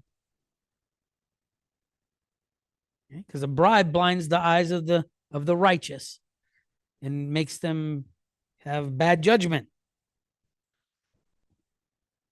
So the thing is, all we really need to know is that he has this whole thing already. I mean, he's already got it figured out. And there are times when, we're going to be in there and we don't know what's going on. But we can't control it. So why try? Let's trust him. Scriptures say that Yahushua left it up to him who does what? Who judges it. He left it up to him. So I said, don't you think I could have called 12 legions of angels down here? That's a bunch of angels. You know how many 12 legions is? That's 72,000. And if each one can kill 185 people, 185,000 people, right? You do the math. 72,000 times 185,000. That's over 13 billion. It's almost twice the world population. That's what I'm saying now. Back then, it probably would have been 5 or 6 times, maybe even more. But the point is, if the Moshiach himself could have done that, but didn't, where do we think that we can get away with trying to do that too? Or doing something like that? And there's some bad boys, them ones. But like I said, the point is there are some things that belong strictly to him. And let's leave them with him. The future is not for us. We live in the here now. We plan for the future, right? How we want it to happen. But when what is witchcraft? What is it?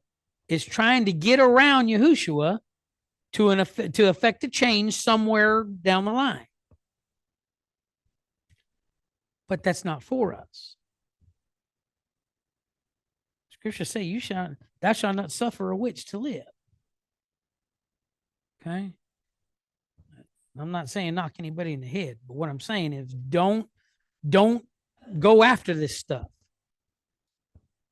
And it may seem like simple things, easy, just nothing. Crystals and candles and, astrology and the horoscope and all that, you may not think anything of it. But some of these things, you always heard of a gateway drug. Some of these things are that way. You start out here with some crystals, and then it turns into something else, and then it turns into, and then before you know it, you got a house on fire. You know what I mean? And you're just getting carried away with it. It can happen. Happen to his people.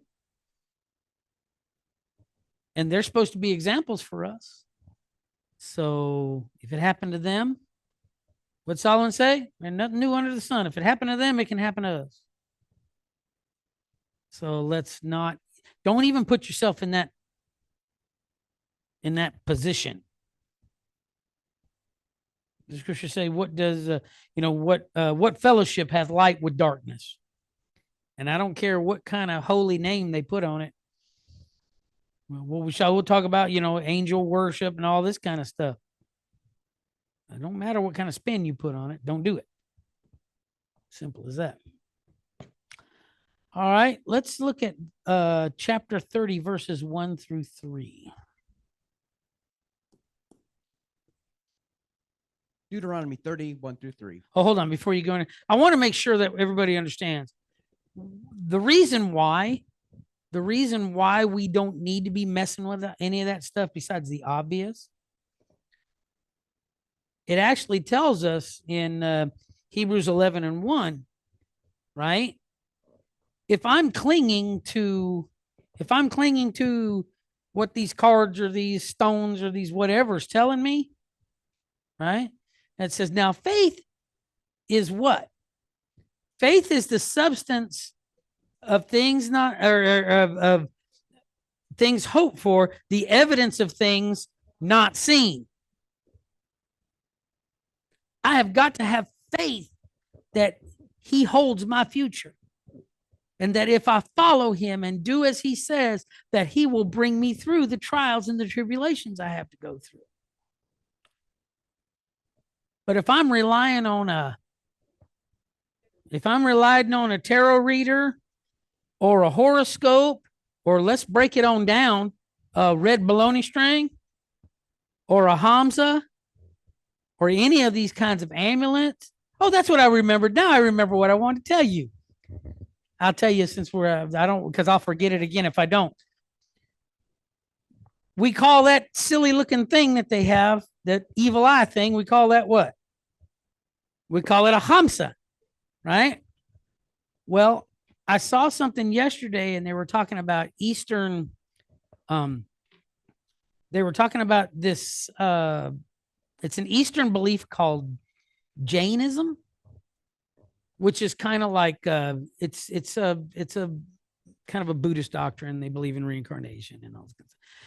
But the thing is, part of their symbol is a hand like this that says, that has a Sanskrit word for nonviolence.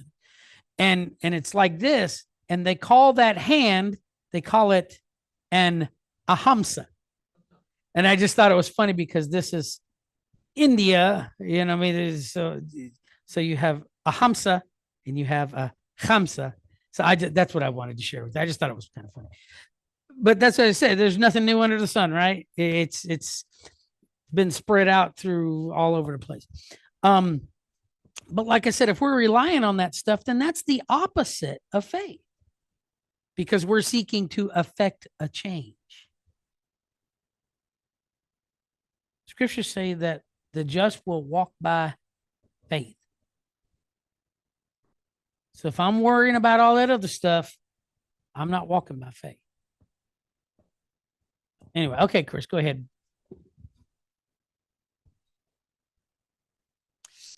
Deuteronomy 30:1-3.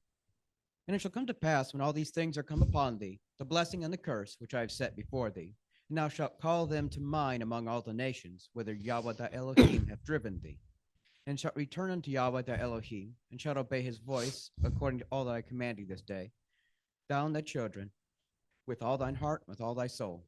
That then Yahweh thy Elohim will turn thy captivity, and have compassion upon thee, and will return and gather thee from all the nations, whither Yahweh thy Elohim has scattered thee. Okay, so here's the thing. Scriptures say he's going to bring us back. We know he's going to bring us back to the land one day, right?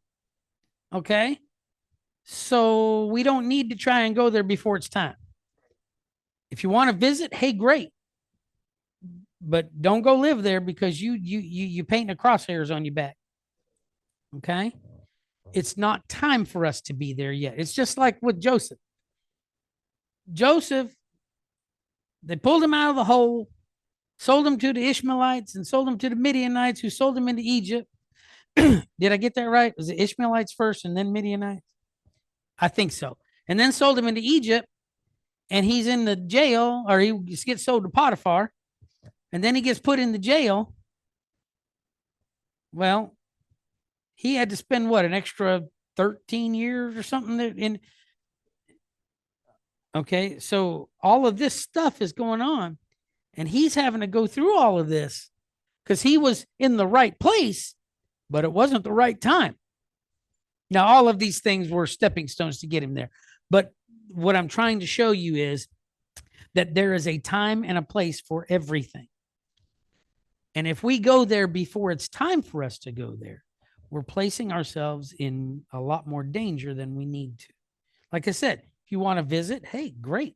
Get after it. Have fun. Enjoy yourself. But now is not the time to do aliyah. Now is not the time to go live there. Right? Because I guarantee you, it's going to get a whole lot worse before it gets any better. Okay? But he says that he's going to bring us back. But what do we have to do?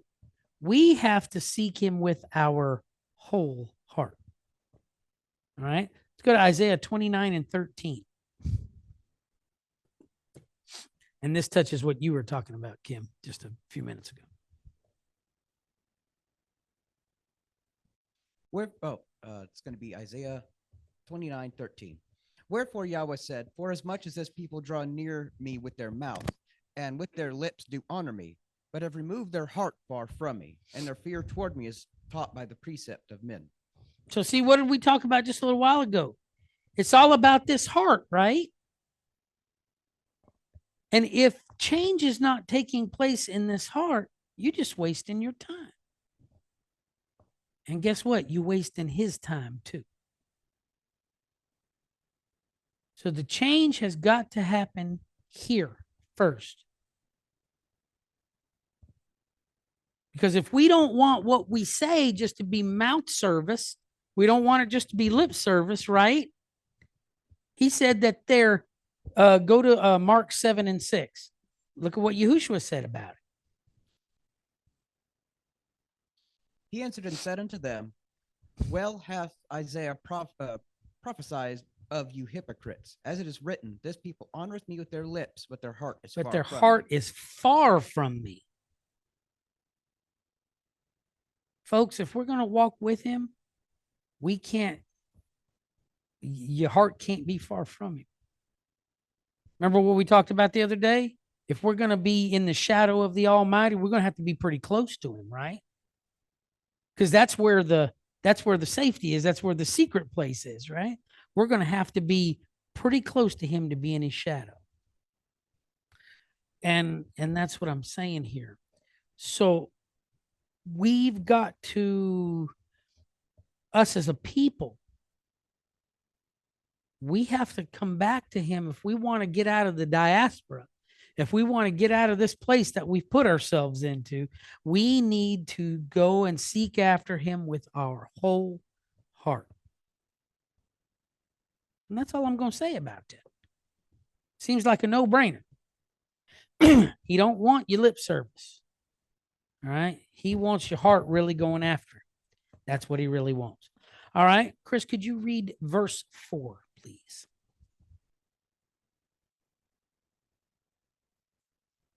Deuteronomy 30 and 4. And if any of thine be driven out unto the outmost parts of heaven, from thence will Yahweh thy Elohim gather thee, and from thence will he fetch thee. Okay, so get this. It says here that if any of you are driven out even unto the uttermost parts of heaven, right? From there, Yahweh your Elohim is going to gather you, and from there, he'll fetch you. What does this sound like to you? Let's go to Matthew 24, verses 29 through 31. You're going to see some more of putting this word together.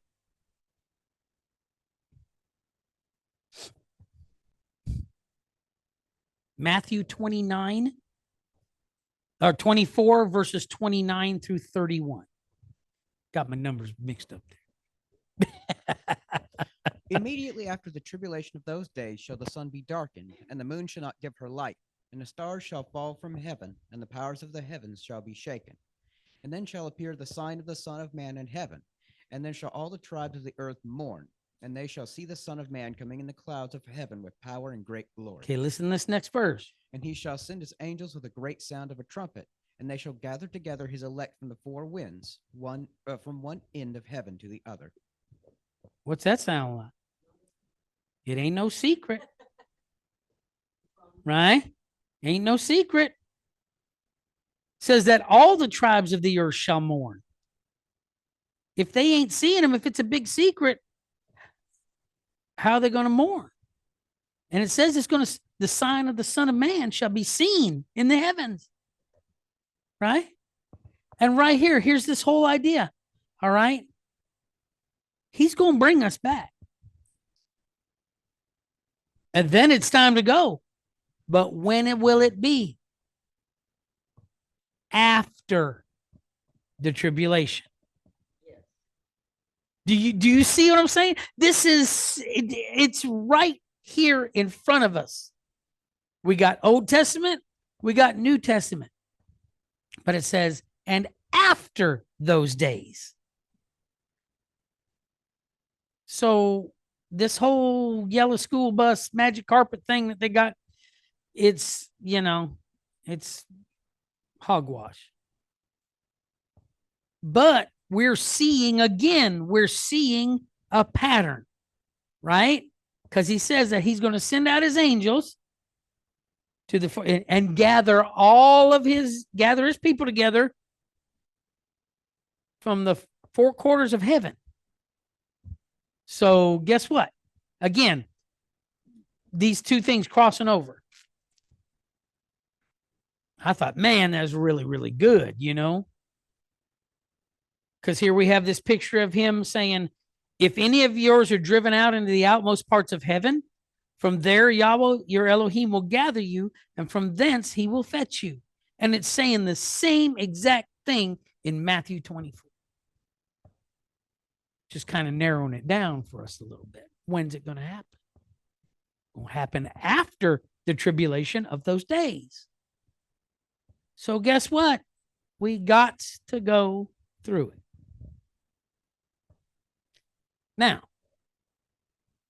I'm just the same as everybody. I didn't want to have to go through it. I didn't want to have to, but I can't argue with what the book says. It says it's going to happen that way. That's how it's going to be.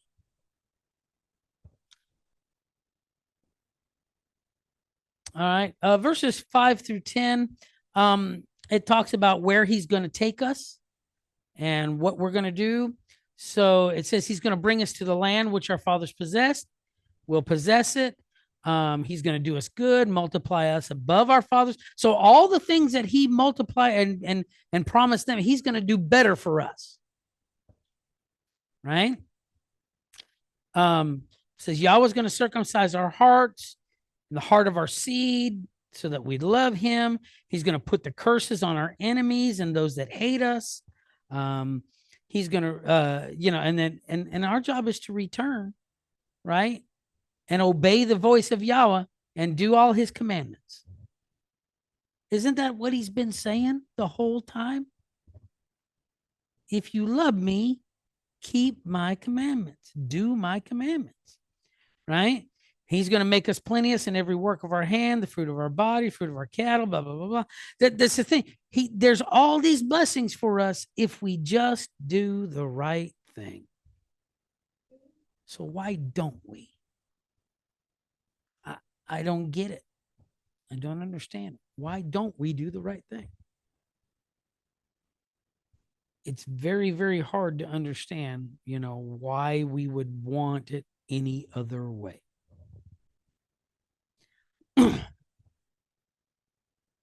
11 through 14 says, for this commandment which I command you this day is not hidden from you, neither is it far off. It is not in heaven that you should say, who shall go up to heaven for us and bring it to us, that we may hear it and do it. And neither is it beyond the sea that you should say, who shall go over the sea and bring it unto us, that we may hear it and do it. But the word is very near unto you, in your mouth and in your heart, that you may do it. That's what I'm trying to tell y'all. It's got to be in our heart, because if it's in our heart, it's naturally going to be where? In our mouths, right? And we read in the Brit Hadashah, he said, brethren, I bring to you no new commandment, but it's the same one that you've always had, right? It's the same commandment you've always had. I'm not bringing you anything new. But if you get rid of the old, then you ain't got no commandment, right? So you better be paying attention to this part, and But another thing to remember is that his eyes are always on us. Scriptures tell us that the eyes of Yahweh run to and fro in the earth, right? Seeking those who are upright. He's looking for people. He's looking for folks, Go to Proverbs 7:2, Chris.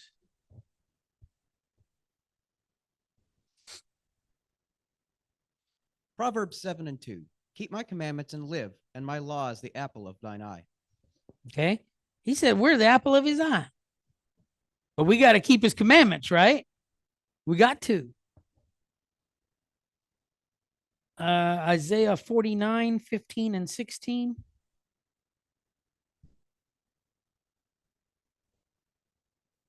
Yeah.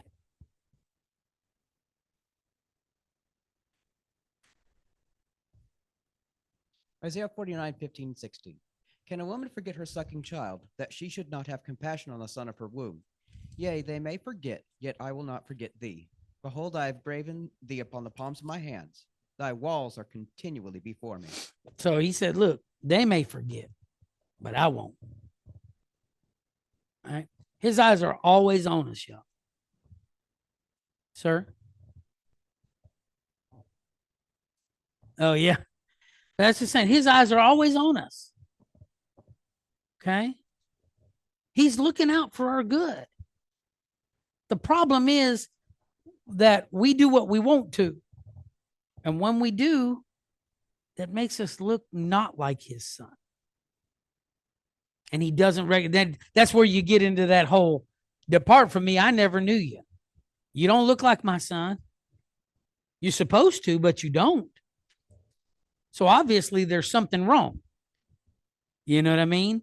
So you just need to go ahead and go on your way. But that's what I'm saying. We need to remember, it doesn't matter how we feel. He is never far away. Never far away. We reach up as far as we can and he'll make up the difference. All right? But we've got to be serious about it. Got to have that word in our heart so that that's what comes out of our mouth. In good situations and in bad ones. But we've seen some bad situations. So what comes out of your mouth? Are you putting out there, Father, I don't understand, but I bless you anyway. I don't know what's going on, but I know it's got to be for my good and for your glory. Is that what's coming out? Or is it that sorry sapsucker? Is that what's coming out? If that's what's coming out, then I can tell you the state of your heart. And I'm not judging you. I'm just telling you it ain't coming out. If it ain't coming out the sweet water, you got some bitter water coming out. And they can't both come out of the same fountain. And then verses 15 through 20, it talks again. He says that he set before them life and death, or life and good, death and evil, that they need to walk in his ways, keep his judgments, keep his commandments.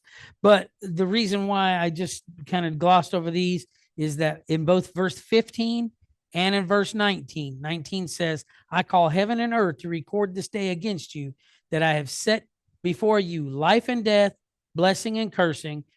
Choose life, that both you and your seed may live. So if you don't think that the 2 or 3 witness principle is important, if the Father uses it, right? The Son used it. The prophets used it. So we need to be looking for that. Because when he's really serious about something, he sets several witnesses, right? Several witnesses. All right, so I'm going to hurry this up. Chapter 31, verses 3 through 5. This talks about that when you go out, right, to battle, that Yahweh is going to go before you, and that he destroys the nations from before you, and you shall dispossess them. And he says, and Joshua will be he that goes before you as Yahweh has said. Okay, so you got to do it. It's got to be done according to his will and his way, right? Like I said, Joshua was not Moses, but he was trying and he was doing the best he could. But it says here that Yahweh's going to do unto them like he did to Sihon and to Og, right? The king of the Amorites, and unto the land of them that he destroyed. Right? And Yahweh's going to give them up before their face, and you may do unto them according to all the commandments which I commanded you. So here's the thing. When we're faced with a battle, we've got to remember that it's him that goes before us. All right? Yahweh goes before us. So we have to let him lead the charge. All right? When I try to do it, I'm going to mess it up. And maybe I use a little too much, or maybe I don't use enough, or maybe I do the wrong thing. You remember Shaul?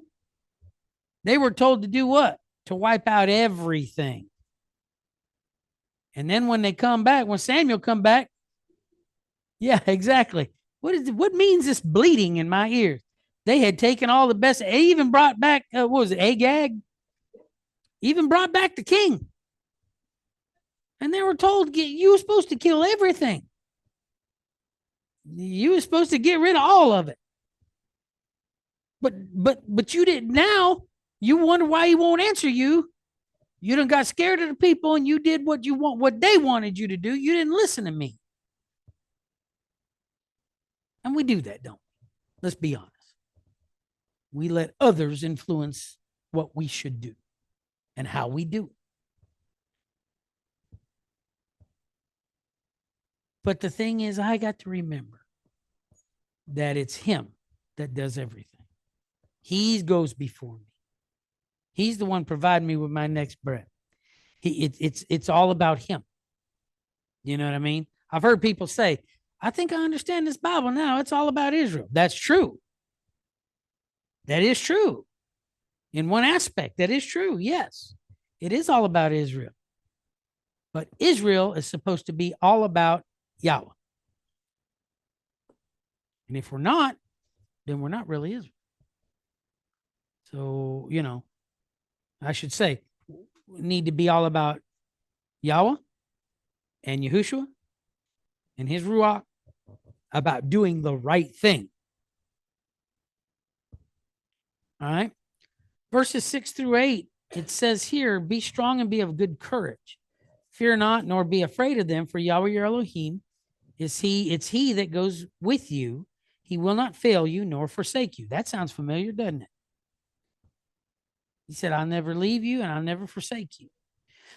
Moses called to Joshua and said unto him in the sight of all Israel. Now, he didn't do this off to the side. He did this in front of everybody. And he told him, he said, be strong and be of a good courage, for you must go with this people into the land which Yahweh has sworn unto their fathers to give them, and you shall cause them inherit it. And Yahweh, he it is that goes before you, and he will be with you. He will not fail you, neither forsake you. Fear not, neither be dismayed. Sometimes we have to encourage ourselves. But when you're not here at the shul, you're missing out on encouragement from everybody else.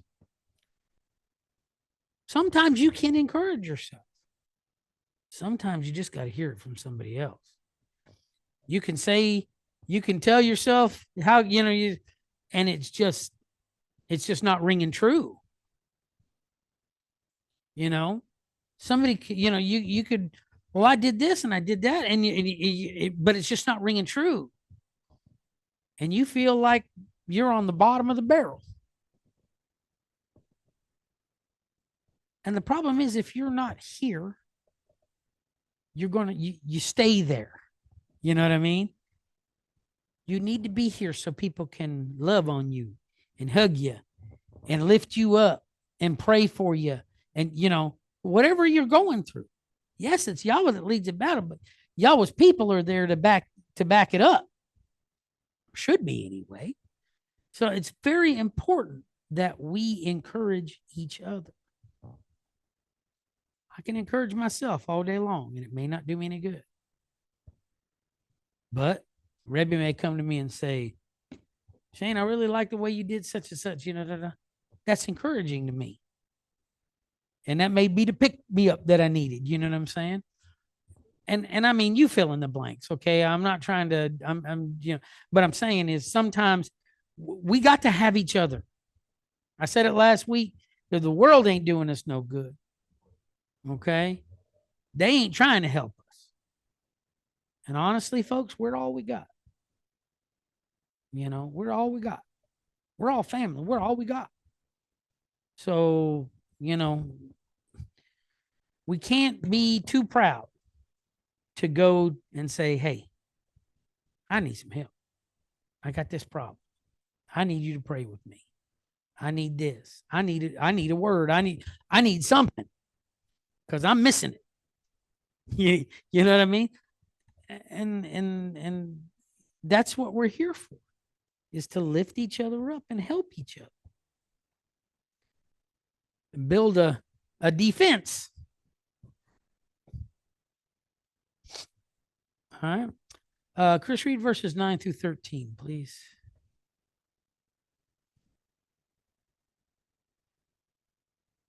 Deuteronomy 31, 9 through, said 13. Yes, Got sir.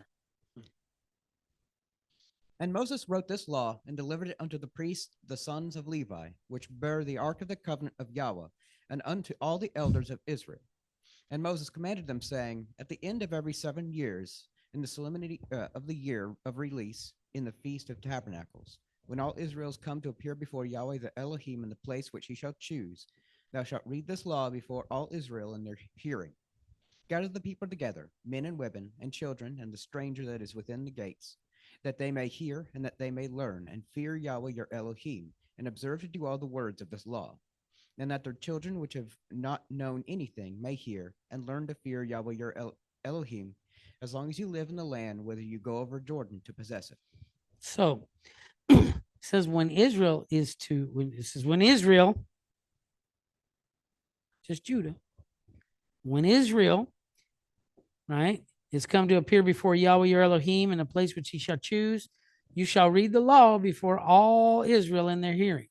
And he says to gather the people together, not just this one tribe, but it says men and women and children and the stranger that's within your gates, right? Because remember, some of these people hadn't heard anything because they weren't born, when all this other stuff went. They didn't come out of Egypt. They don't know.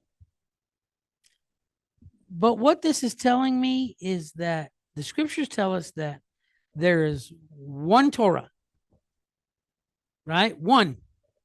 There's not a second set.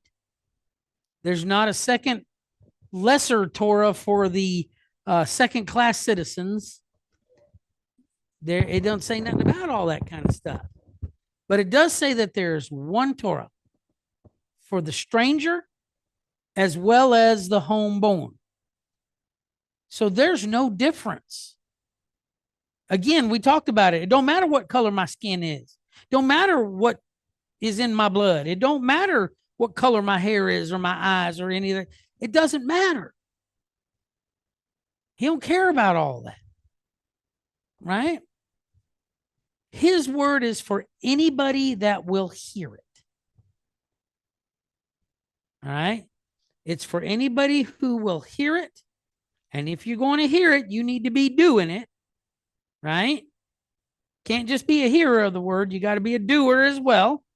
Right? And the thing is, it's for everybody, not just a select few.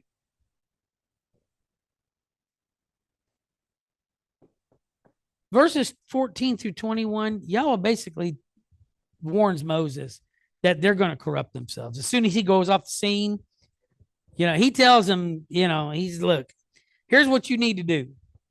They're going to do this. They're going to corrupt themselves. They're going to chase after they're going to do all this stuff. So what you need to do is, I want you to write a song. And I want you to teach it to people. And even the children. So I want them to know it. And I want it sung all the time. So that when they make a mistake, they'll know whose fault it is. Not Moses' fault. Not Yahweh's fault. It's their own fault, right? So I said, teach it to everybody. It's one of them, like you have a top 40. He wanted to put out there for everybody. Teach it to all of them. So when they mess up, this song comes to mind and it's going to make them think. Wasn't Moses' fault. Wasn't my fault, or wasn't y'all's fault. I'm the one who messed it up. Sometimes we need to make sure that the spotlight is on us. All right. 22 through 29. That's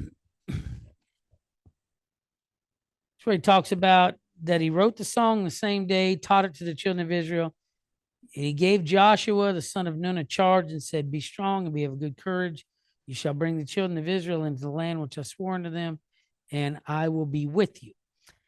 And it came to pass when Moses made an end of the writing the words of the law in a book until they were finished, that Moses commanded the Levites, which bore the ark of the covenant of Yahweh, saying, take this book of the law and put it in the side of the ark of the covenant of Yahweh your Elohim, that it may be there for a witness against you.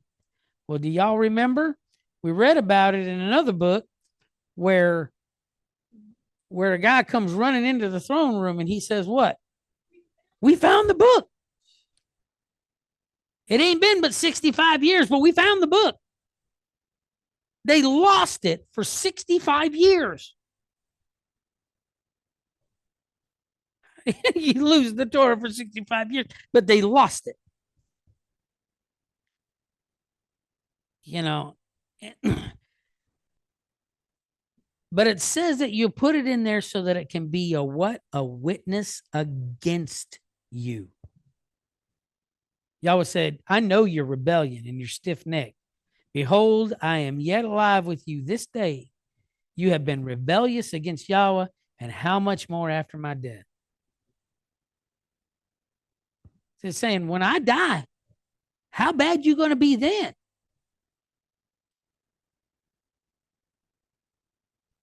But then look at verse 28. Gather unto me all your elders of your tribes and your officers, that I may speak these words in their ears, and call heaven and earth to record it against them. Heaven don't pass away. Earth is not going to pass away. It'll be remade, but it's not going to pass away. All right. That's why Yahushua said, heaven and earth will pass away, but not one jot, not one tittle from this law is going to pass away. They're saying the heavens and the earth are never going to pass away. But that's the kind of, he was telling them it's impossible for any of this word to pass away. Okay. And here's the thing. They wasn't fooling anybody. He knew exactly what was going to happen to him as soon as he stepped off the scene. Okay. Verse 30 says, and Moses spoke in the ears of all the congregation of Israel the words of this song until they were ended. And when he done that, he didn't add anything else. Right? You remember in Deuteronomy 5 and 22? Said that he wrote down the words and he added no more. Okay? Because at that time, everything that needed to be said was said. And now he can go off the scene. He's done his duty. He kept the faith. He fought the good fight. Right? He sure did. He had I'm telling you what, he dealt with them a whole lot better than I would have. When Yahweh said, get out of the way that I can consume this people in a minute. I'll start all over with you. I'd been like, go ahead. Get them. Go ahead on. But that wasn't Moses. But let's remember, folks, there's nothing that we can do to change anything. The word is settled in heaven, right? What's going to happen is going to happen. You cannot pray away the tribulation. Okay? That's an inside joke, but you cannot pray away the tribulation. All right? And you can't use candles and crystals and all that. You can't do that to change it either. You're fooling yourself. Okay? There's one thing that is going to get you through to the end. That is this word right here. One thing. And not denied my name. Okay, he said that he'll keep us during the hour of temptation, which is to come on all the earth. All right? It don't look good. But it's got to get a whole lot worse before it gets any better. All right? The only way we're going to make it through is if we stick as close as we possibly can. So let's let the other stuff go. Not worry about all that. And stick with him. Because that's how we're going to make it. We're going to make it any other way. Anyway, that's my Torah Parsha. I love and appreciate you. Thank you so much for being here with us and supporting the shul.